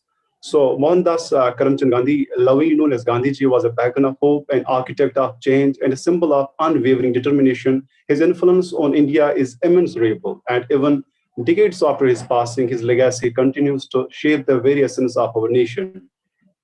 Mahatma Gandhi was a great freedom fighter, writer, philosopher, secularist, socialist, and above all, an ideal politician. He was a multi-talented and a superhero during the Indian freedom struggle movement.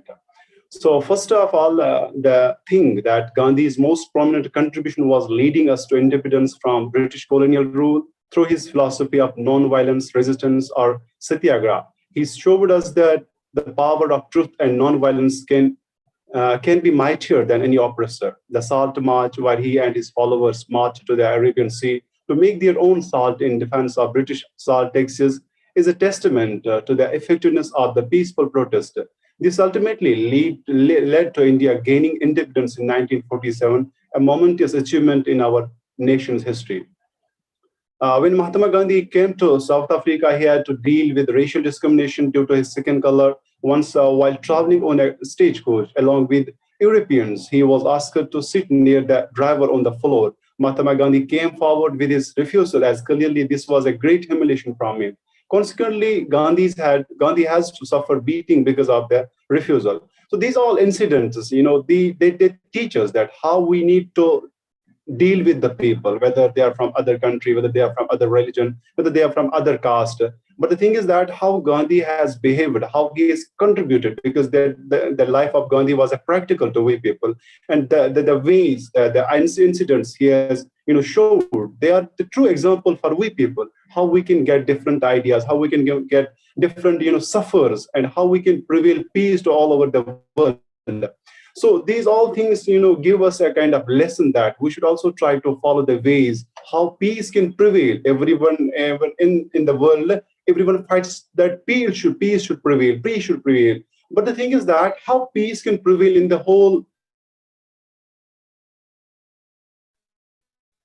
country, not in a whole world. So we need to think about it. We have a different, I can say, ideas. We have different incidents about Gandhi's life, how he has impacted. Because Gandhiji was not just a political leader, he was a moral compass of our nation. He championed religious harmony and unity among our diverse communities. His vision of a secular and inclusive India remains a guiding light for us today, reminding us of the importance of tolerance and respect for all the faiths. Gandhi's legacy also extends to the political sphere. His ideas on decentralization and local self-governance led to the inclusion of the Panchayati Raj. Different ideas, we can say. We have different ways about his. So let me have a talk about in the conclusion, because it's an injustice to talk about Gandhi's whole life in just 5 minutes. But due to the rules and regulations, we have to follow all those things. That's why I will just try to briefly summarize now, because Mahatma Gandhi's impact on our country is imprinted in our very soul. He was not just a leader, he was a moral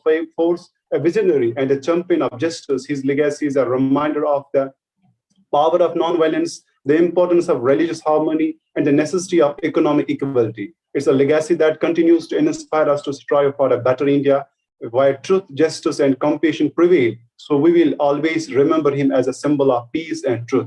So with this, I just conclude my, this brief talk about Gandhi's, and we hope that these all incidents, these all things, they will try to, open our mind, open our ideologies, open our all thoughts, and we should try to be a peace lovers of the world, not of the country.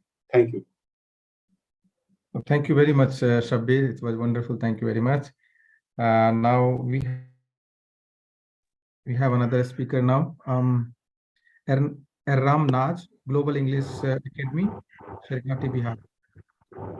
Ram, are you there? Yeah. Yes, sir. When the power of love overcomes the power of when the power of love overcomes the love of power, then the world knows peace. A very, very warm good evening to all of you. I'm A.M. Nas from Global English Center. Today, on the day of Gandhi Jayanti and International Peace Talk, I want to talk about some lines on peace. So let's start. Peace. What is peace? Peace means lack of enmity and fear, or absence of enmity and fear. It's called peace. If in a society, in a country where people live comfortably without fear, or there is absence of enmity, this situation is called peaceful situation. If we divide peace, it is of two types. One is internal and one is external peace. And both together actually create a peace. If a person is confident at heart, but there is so much unrest and cause in a society, then it's obvious that this inner peace won't help. And Allah subhanahu wa ta'ala says in Quran, Surah Quran, Surah number 106, ayat number 4, Allazi at'amanahum min ju'in wa amanahum min khawf. Means Allah says that I gave them food in hunger and peace in fear.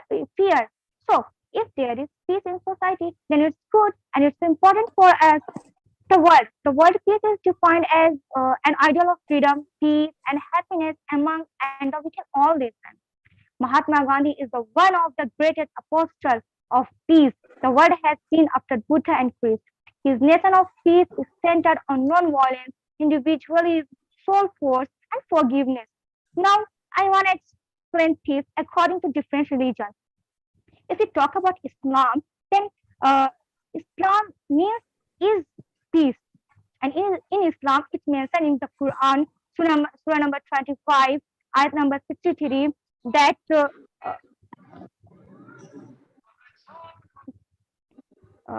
that wa ibabur rahmanil lazina yansuna alal ardi hunan wa iza khatabuhul zalimuna qala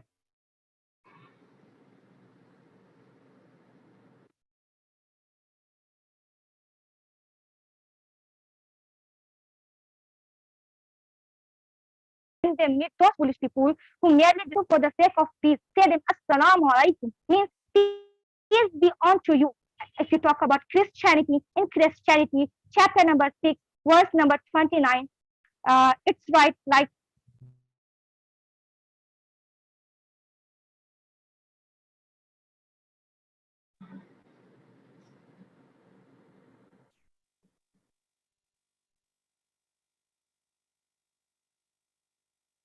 Aram? I think she is not audible. Yeah. Yeah. Okay. Please ask. She got muted. Perhaps, or I don't know, like how.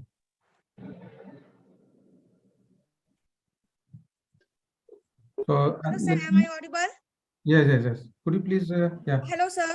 Yeah. Sir, am I audible, sir? Yes, you are audible. Yeah, please. Sir, I'm unable to hear your voice. Yes, Iram, go ahead. Yeah, you are audible. Hello.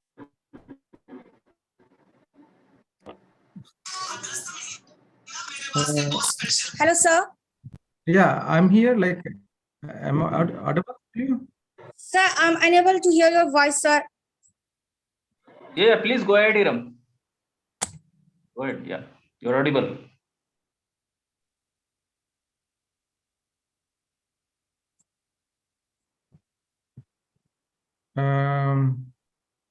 I think she's facing internet issue or something. Yeah.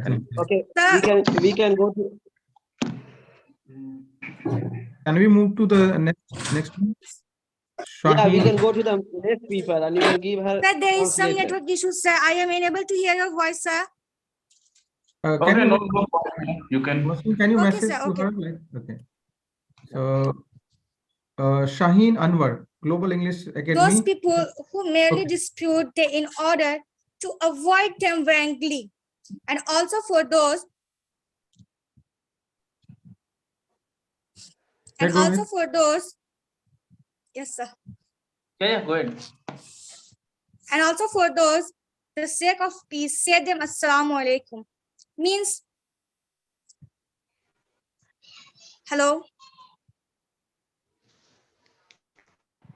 Yes, continue, please. Yeah. If you talk about Christianity, then Jesus says in chapter number 6, verse number 29, to him who strikes you on the one cheek, offer the other also. God has taught us that you should adopt a peaceful attitude towards everyone, even your enemies. If you talk about Hinduism, there is a shlok of Gita from chapter number 2, verse number 21, that is, Viyai kamanya sarvam pumas charit ni sapre nirmamo nirankara sa shanti magdikshati. If I do wrong pronunciation, then sorry, but I think it's right. Then it means a person who gives all desires and behave without desires, affection, and ego, he alone can attain the real peace. Similarly, in Buddhism, Lord Buddha also gave the same theory, that is, one must renounce all desires and thoughts of lust, cruelty, and bitterness.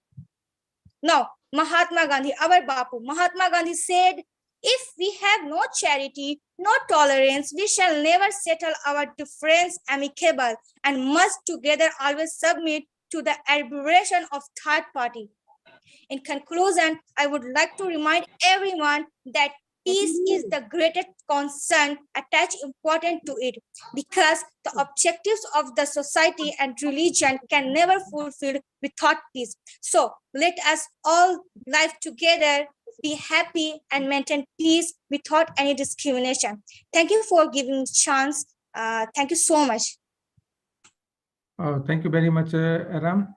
Now we have the Shahin Anwar from Global English Academy, Sherghati, Bihar. So Shahin Anwar, welcome. Go ahead.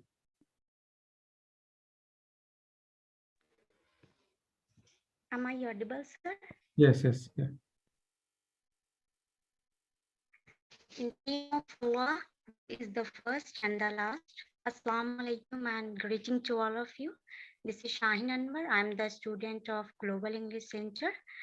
Firstly, I would like to thank Umran organization to giving me this golden opportunity today. And I'm speaking about today we only demand for peace, and we assure you that we will give you a great world, developing world, flourishing world, progressive world, a strong world, secure world, and exemplary world. What exactly means peace? Peace means societal friendship and harmony in the absence of war, absence of conflict, absence of anger, absence of jealousy, etc. Mahatma Gandhi is the peace of man. His full name was Mohandas Karamchand Gandhi. He was born on 2nd October 1869 at Porbandar in Gujarat. He believed in non-violence, tolerance, and freedom. He conveyed the message of peace, brotherhood to all nations and societies. He was against the caste system and the ending of the untouchability. He is known as the father of our nation.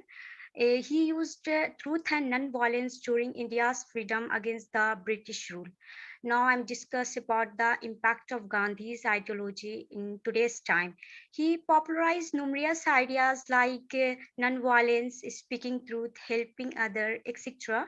The most famous ideology of Mahatma Gandhi is cleanness. And today's time, the government of India has launched Swachh Bharat Abhiyan or Clean India campaign, which aims make India cleaner or greener. This fulfills Bapu's dream of making India cleanness. Now I'm discuss about the religion. There are different type of religion in the world like that: Hinduism, Buddhism, Christianity, Islamic, etc. I would like to speak about the Islamic religion. According to Quran in chapter number 106, Surah Al-Quraysh, verse number 4, Alladhi at'amahum min jur wa amanahum min khawf, which means let them worship the Lord of this house who has fed them from hunger, and Allah given them peace and security. The Prophet Muhammad ﷺ is the mission of humanity. He said, O people, spread salam, which means the greeting of peace. Feed the hunger and be kind to your relatives and others. Allah will not merciful to those who are not merciful to humankind.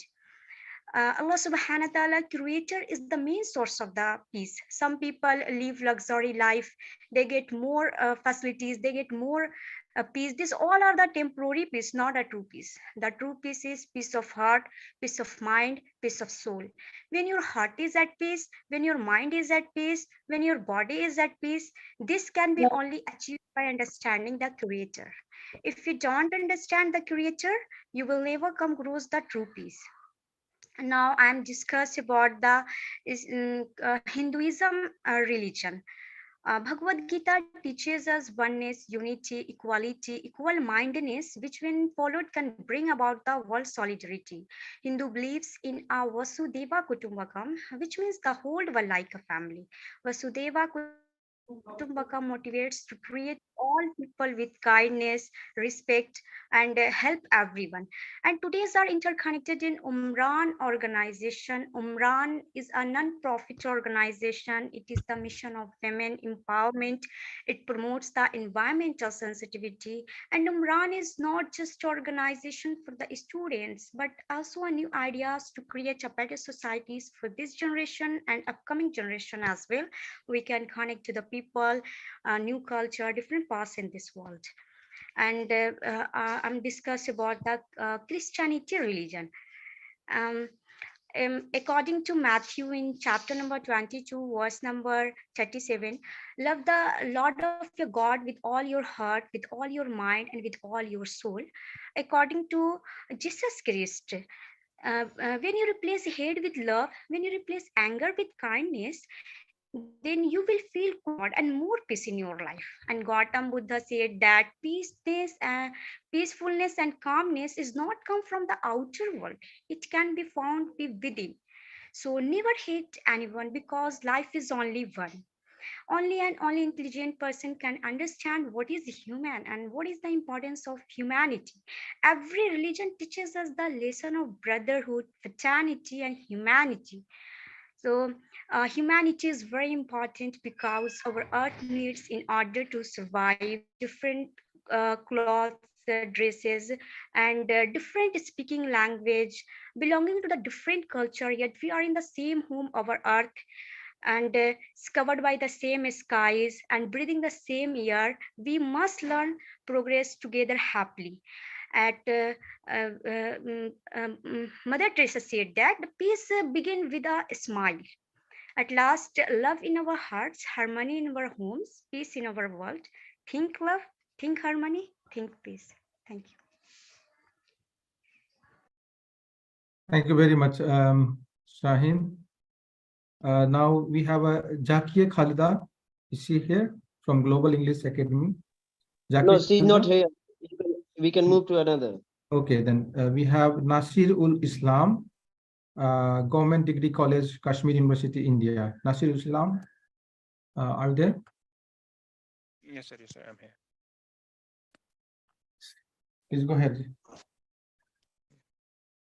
You may open camera. Feel comfortable, yeah. Esteemed guests, guest speakers, and the jury members, a very good evening, a very good morning to all of you. My name is Nasir from the University of Kashmir. In my talk, I'll explore the importance of peace, the relevance of Mahatma Gandhi's legacy for today's generation, and the essentials needed to foster peace in this contemporary global landscape. The concept of peace in the midst of chaos and conflicts becomes increasingly significant, where we always blame others for the same. Sometimes we blame a community, a country, or a religion, but it is always few among them, few among their country, few among the community.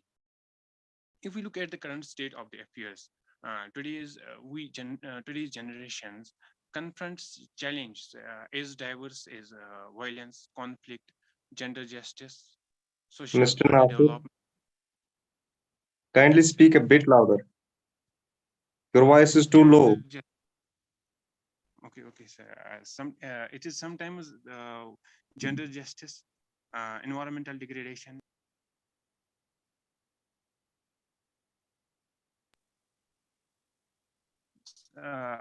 Peace not only aims to bring people together, but it also helps us to trigger with such kind of problems. Peace is essential for sustainable development and prosperity to be realized. Mahatma Gandhi, where we celebrate Gandhi's birthday today, Mahatma Gandhi showed us a path towards peace. This path came to be known as Gandhism. Since it is rooted in his teachings, Gandhism has two core concepts: violence, non-violence, and truth. Gandhi stated that truth is God, and there is no way to find truth except the way of non-violence. According to him, truth was against any form of violence, and violence and non-violence is based on 5 pillars, which are acceptance, appreciation, understanding, compassion, and respect. By adopting such principles, we would not only achieve peace, but live a joyful life. Gandhi stated that individuals were born equal. It is discrimination and prejudice that created inequality in the society. If we only understood this truth, we would change our way of thinking. I believe that no one should be allowed to have power to force their views on others. It creates a sense of utter helplessness and isolation among individuals. This needs to be stopped if we want to create a harmonious society for all. Gandhian philosophy also teaches us that inner peace brings about outer harmony. Each individual must strain to achieve inner peace through self-reflection, mindfulness training, spiritual practices, etc. So once the individual achieves the inner peace, he will radiate positively and contribute to create a peaceful environment around them. In conclusion, I would like to say that the peace remains a global essential remains an essential goal for today's world. By embracing Gandhism, promoting education, advocating for human rights, encouraging intercultural exchange, investing in conflict resolution, and fostering international cooperation, we can pave the way towards creating a harmonious and peaceful global society. Let us strive towards a future where peace becomes the reality for all. Thank you for listening me. Thanks to the Umran for organizing this. Thank you very much, Nasirul Islam. It was wonderful. Thank you very much. We have now two more left. Anjali Gupta from Global English Academy. So are you there? Yes, please go ahead. You may open camera if you feel comfortable, or if not, then it's fine. Okay, go ahead. When things change you inside, things change you around you. A very good evening to all of you. This is Anjali Gupta. I'm going to speak about peace. Peace is defined by happiness, positive activity. If we have peace in our mind, in our body, it develops our personality, mind, knowledge, intelligence. In our world, many people are non-violent, but many people are peaceful. It is the mean by when we have many people are peaceful, it's very affected. When we are live in non-violent area, we always like do that. In India lives many religions like Hindu, Muslim, Christian, and that's all. Now I'm like to speak about different religions. First, Hinduism. Hinduism is based on the principle of non-religion, which means that in this world, the creator and the creation are not two entities.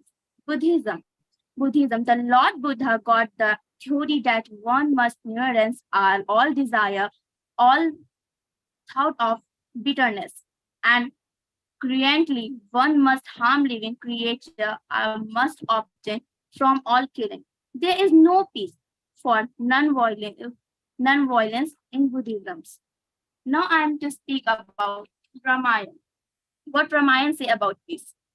Sri Ram said to Valmiki, if someone distract you, our society, it's not possible because Ramayana teaches us wisdom to perfect leadership, idle brotherhood, tender and faithful relation, sincere devotion toward God, parents, teacher, and elders, always respect to their.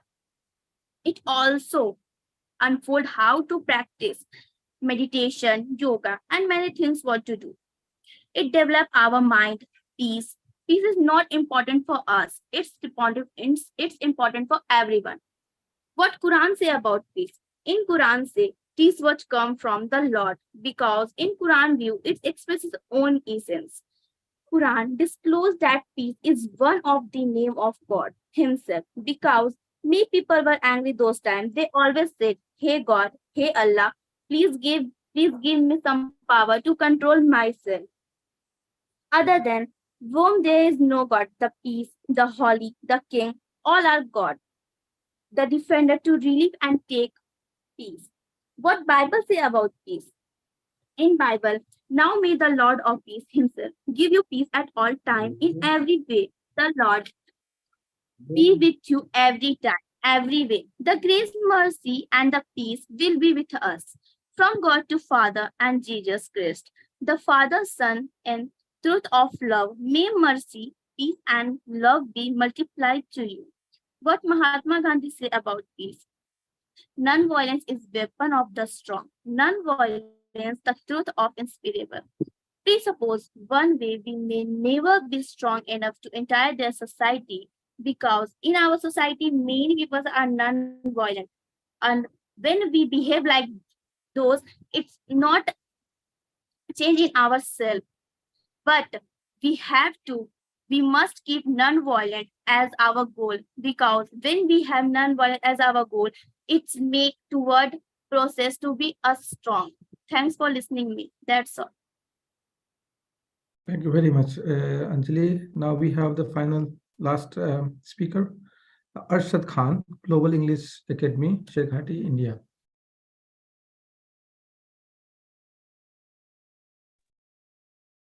Hello, I'm audible. Am I audible? Hello, everyone. Yeah, please continue. Hello, everyone. I'm Arshad Khan, student of Global English classes.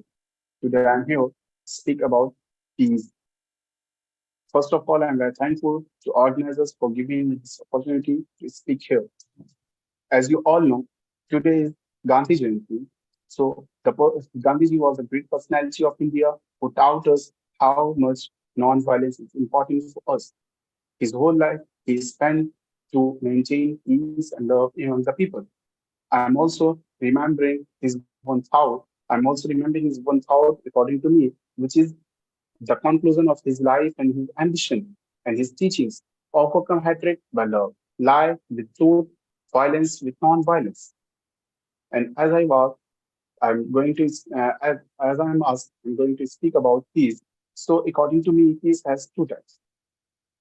One of them is inner peace, and second of them is outer peace. Inner peace is freeing yourself, freeing your soul, freeing your mind from all type of disturbance. And outer peace is freeing your community and society from all type of war, unrestness, violence, terrorism, etc. And the second thing which comes in our mind is how to spread love and peace in our community and society.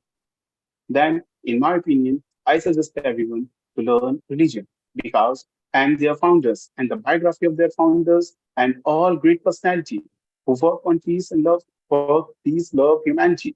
Because after learning, you will get how to do it. Because I'm remembering a thought of Mahatma Buddha. He was founder of Buddhism. He asked, hatred does not cease by hatred, but only by love. And after learning, when you learn Quran, then you will get why we spread love. Then you will get Allah. Then Allah subhanahu wa ta'ala will reply you. Because Allah means creator. Creators does not love those who spread violence, corruption, disturbance among the people. In a verse of Quran, it's written that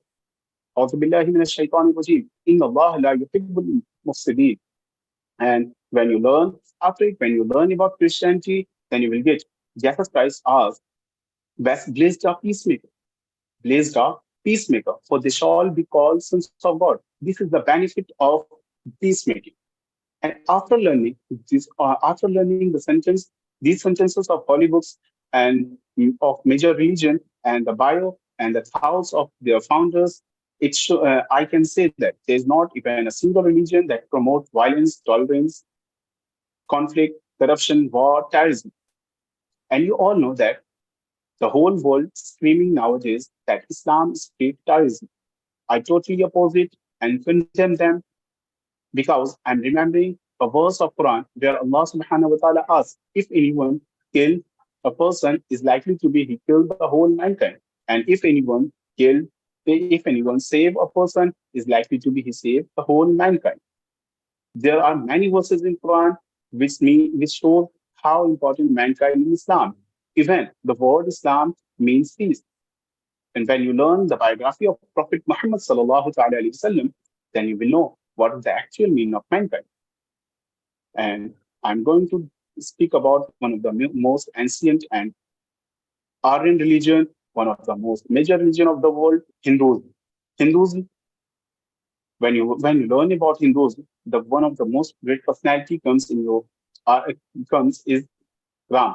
Ramji, Lord Ram, is the sixth avatar of Vishnu, according to Hindu faith. He known for honesty, justice, and humanity. When you learn his biography, then you will know how to maintain your anger and arrogance.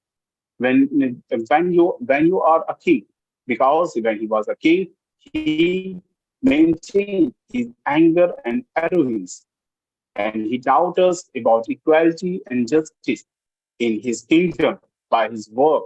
We need to learn these great personalities and adopt their qualities in ourselves. I'm also remembering a thought of Srimad Bhagavad Gita, a line of Srimad Bhagavad Gita. In Srimad Bhagavad Gita is written that one should lift up oneself by oneself. One should not let oneself get praised or defeated because the self is the friend of oneself and the self is enemy of oneself. This verse of Bhagavad Gita taught us how to control your thought and emotions and maintain your inner peace. And the conclusion of my speech is be spiritual because spirituality teaches you how to maintain inner peace and outer peace. And when you are happy, and inner peace and outer peace, and inner peace will make you happy. And when you are happy, then you will try to make happy your surrounding, your surrounding. And when you started to make happy your surrounding, then our worlds become like a green garden, and where every face are just smiling. Thank you everyone for giving me a chance and listening. Thank you very much, all of you, for these wonderful speeches, your effort, and then talking on a various range of topics, a range of perspective that you have brought at this platform.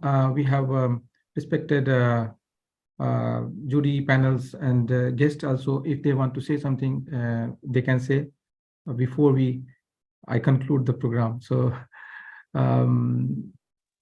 you are welcome to speak. Yeah. I'd like to congratulate all the speakers. Everyone has done a wonderful job by doing justice to their write-ups. Wonderful. Thank you. Okay, so first I'd like to thanks to Umran and all its entire team. The way you all have done it, it was outstanding that you have given chance to student to speak. Because sometimes what happen, the things is that the people listen. So now you have you have taken a new step that you have given chance to a student to speak over here. It was really outstanding and super. Actually, when they were getting prepared for the topic, they went through the Quran, they went through the Ramayana and Bible and these all things. And when they go through these all, definitely every sentences and words can vibrate their pitch and harmony, what is inside. They listen the hate speech from different people, but they don't know what religion says. They just believe in the words of the people. But today, the step what you all have taken, it was outstanding because they will not believe in the word what the people will speak. They will believe in the word what the religion speaks. Sometimes the people are trying to manipulate the words of the religions. They are misguiding and they are misleading the people of the society, and you can leak the conditions of the society. But today, I hope the students who are speaking, it was outstanding because they were gathering the points from the Bible, they were gathering the points from the Quran and many different religious books. Now today they will able to understand what the religion says. They are not very far, there is no very different religions. Religions means inside. The Muslims is Muslims, but they cannot be Islamic when they don't have real Muslims. They are the real Muslim. I am being called Muslim because I have taken birth in the Muslims. But the real Muslim is that who practice the words and the sentences of Quran and practice the actions of the Prophet Muhammad. The same thing happens in Hindus. The people who are practicing Gita, the people who are practicing the Ramayana, they are being called the real Hindu. So today, Umran has also organized 2 days before a peace talk at Serghati, where the many students participated from the different schools. And the most interesting thing was that the students of class 10 and 9, they were speaking about the peace. It was really adorable and outstanding. So the things what you all are doing, outstanding. My friend is joined from America. Tricia is over here. We just really, she is from America. She has visited many times in India. And I shared my plan. I talked to Rajiv and I said him that please do contact with her, because the thing is that she is from America. And funny thing is that, and the interesting thing is that, look the love of her, that she has made the picture of Mahatma Gandhi on her heart. So it shows the humanity that she loves Mahatma Gandhi, but she is from America. The girl, one girl was speaking from Pakistan. What is name? Halima. She was Pakistan, and she was talking about Mahatma Gandhi, and she was speaking the goodness of Mahatma Gandhi. It shows the humanity of the people. It shows the love what she is trying to send from the Pakistan. And now you are connecting the people from the different countries on one state. So this is called peace. Not only speak of what you have so brought into action on the same states from America, Turkey, Jammu and Kashmir, and from Pakistan and many other states and countries. So thank you so much, Rajiv, and salute you. And really you deserve, your all team deserve for it. You all are doing outstanding, the new step you are bringing in the society, and you all are shading the trees of peace. Thank you, everyone. I don't know that most of the name. I'm sorry, but you all have given your time. It was outstanding for your love for the society, your compassion for the society was really super. I have one request from everyone. If it is possible to please open your camera, because I need to do something. If I can have some photos or something, if is it possible? Raji, you understand it? We give to the media or somewhere else. So I need the photo of the peoples. Okay, So please. Wasim Khan is one of our coordinator, and he wants to publish in media about this, how we have conducted this program and talked on this issue, and on the Gandhi Jayanti especially, the day which is we remember as a hope and a peace. So he wants to have a picture, a group pictures perhaps. So I would like to request, as Wasim Khan said, so if possible, could you please open camera so we can have a screenshot and quickly.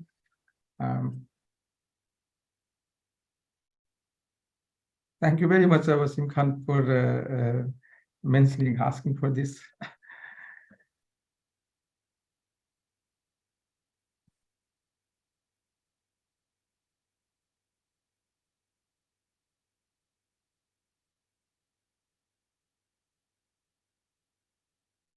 So, well, meanwhile, everyone is opening their camera. I wanted to thank everyone, those who, I mean, it was a very long session,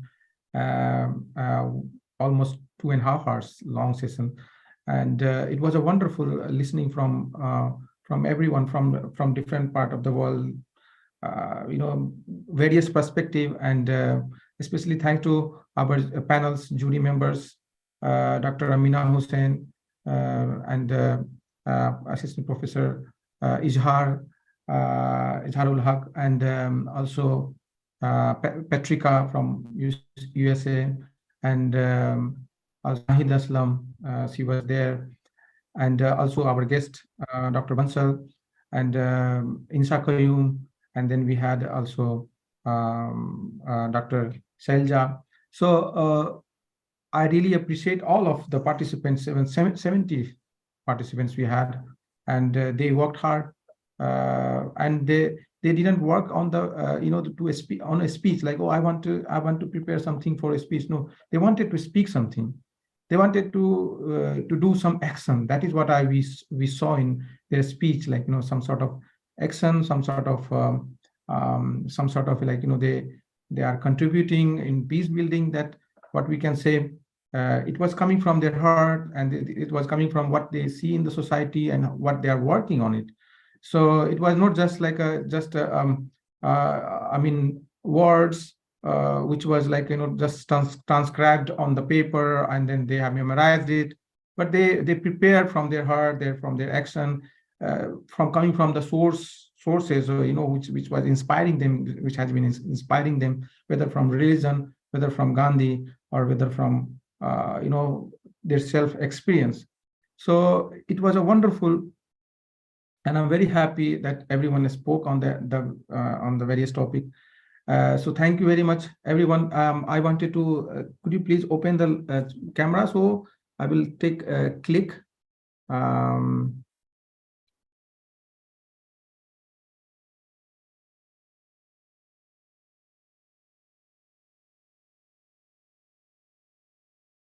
So 2 more, if it comes on the screen, I will click it.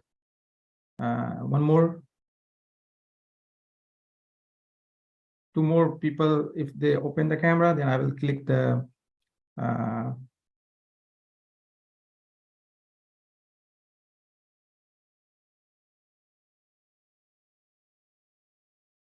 two more. We have 25 people. 1 more. So they are increasing. Okay.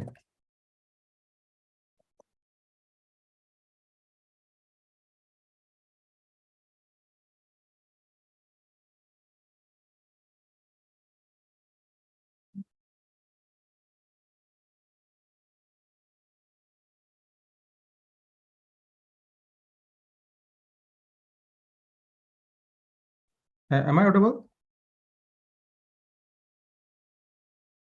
Yes, Yes, sir, you are. Yes, sir. Okay.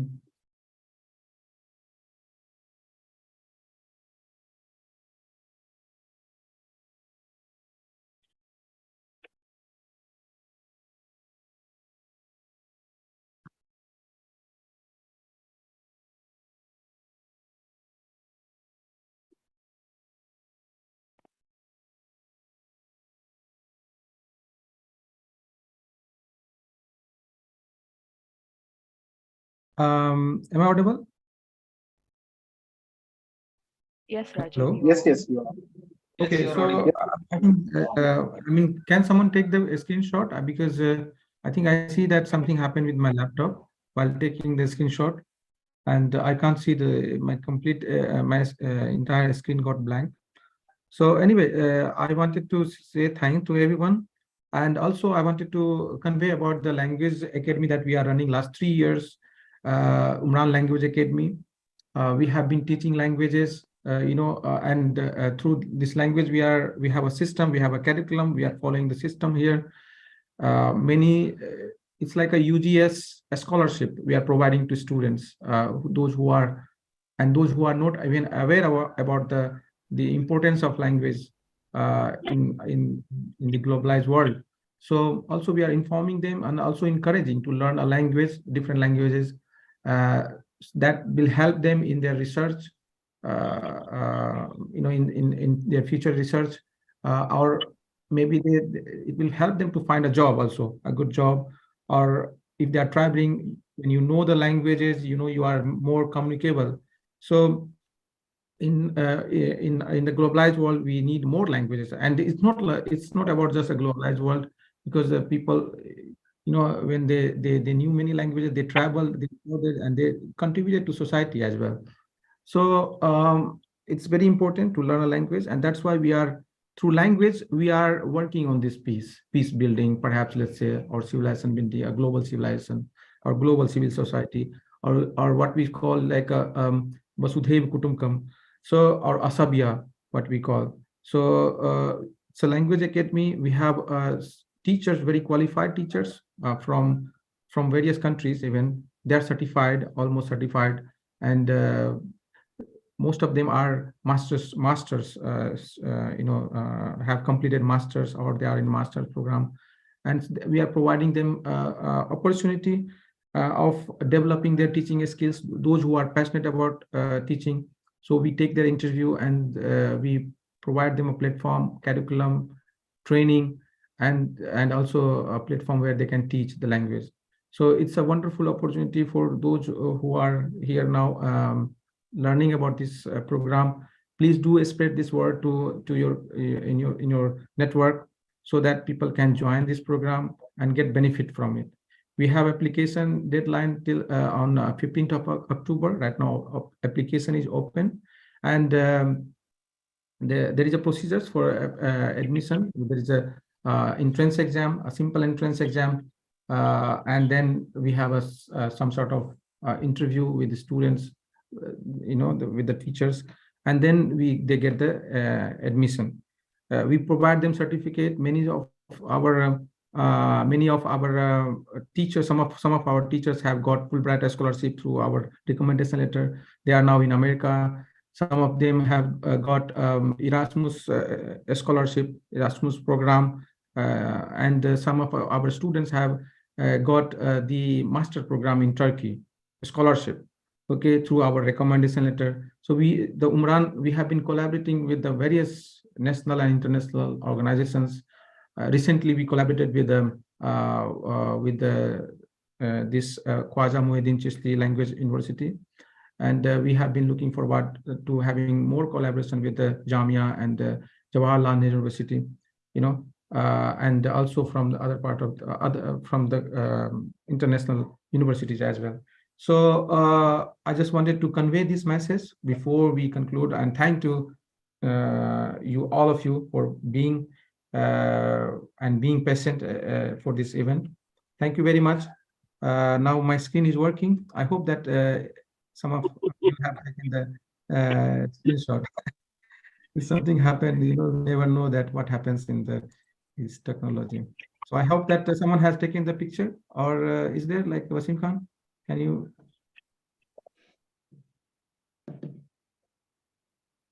Have you taken? I think I took the picture. So thank you very much, and good night, those who are in India, and good evening, those who are in Turkey, and have a good day, those who are in America. So see you. Thank you. Thank you very much. God bless everyone. Thank you.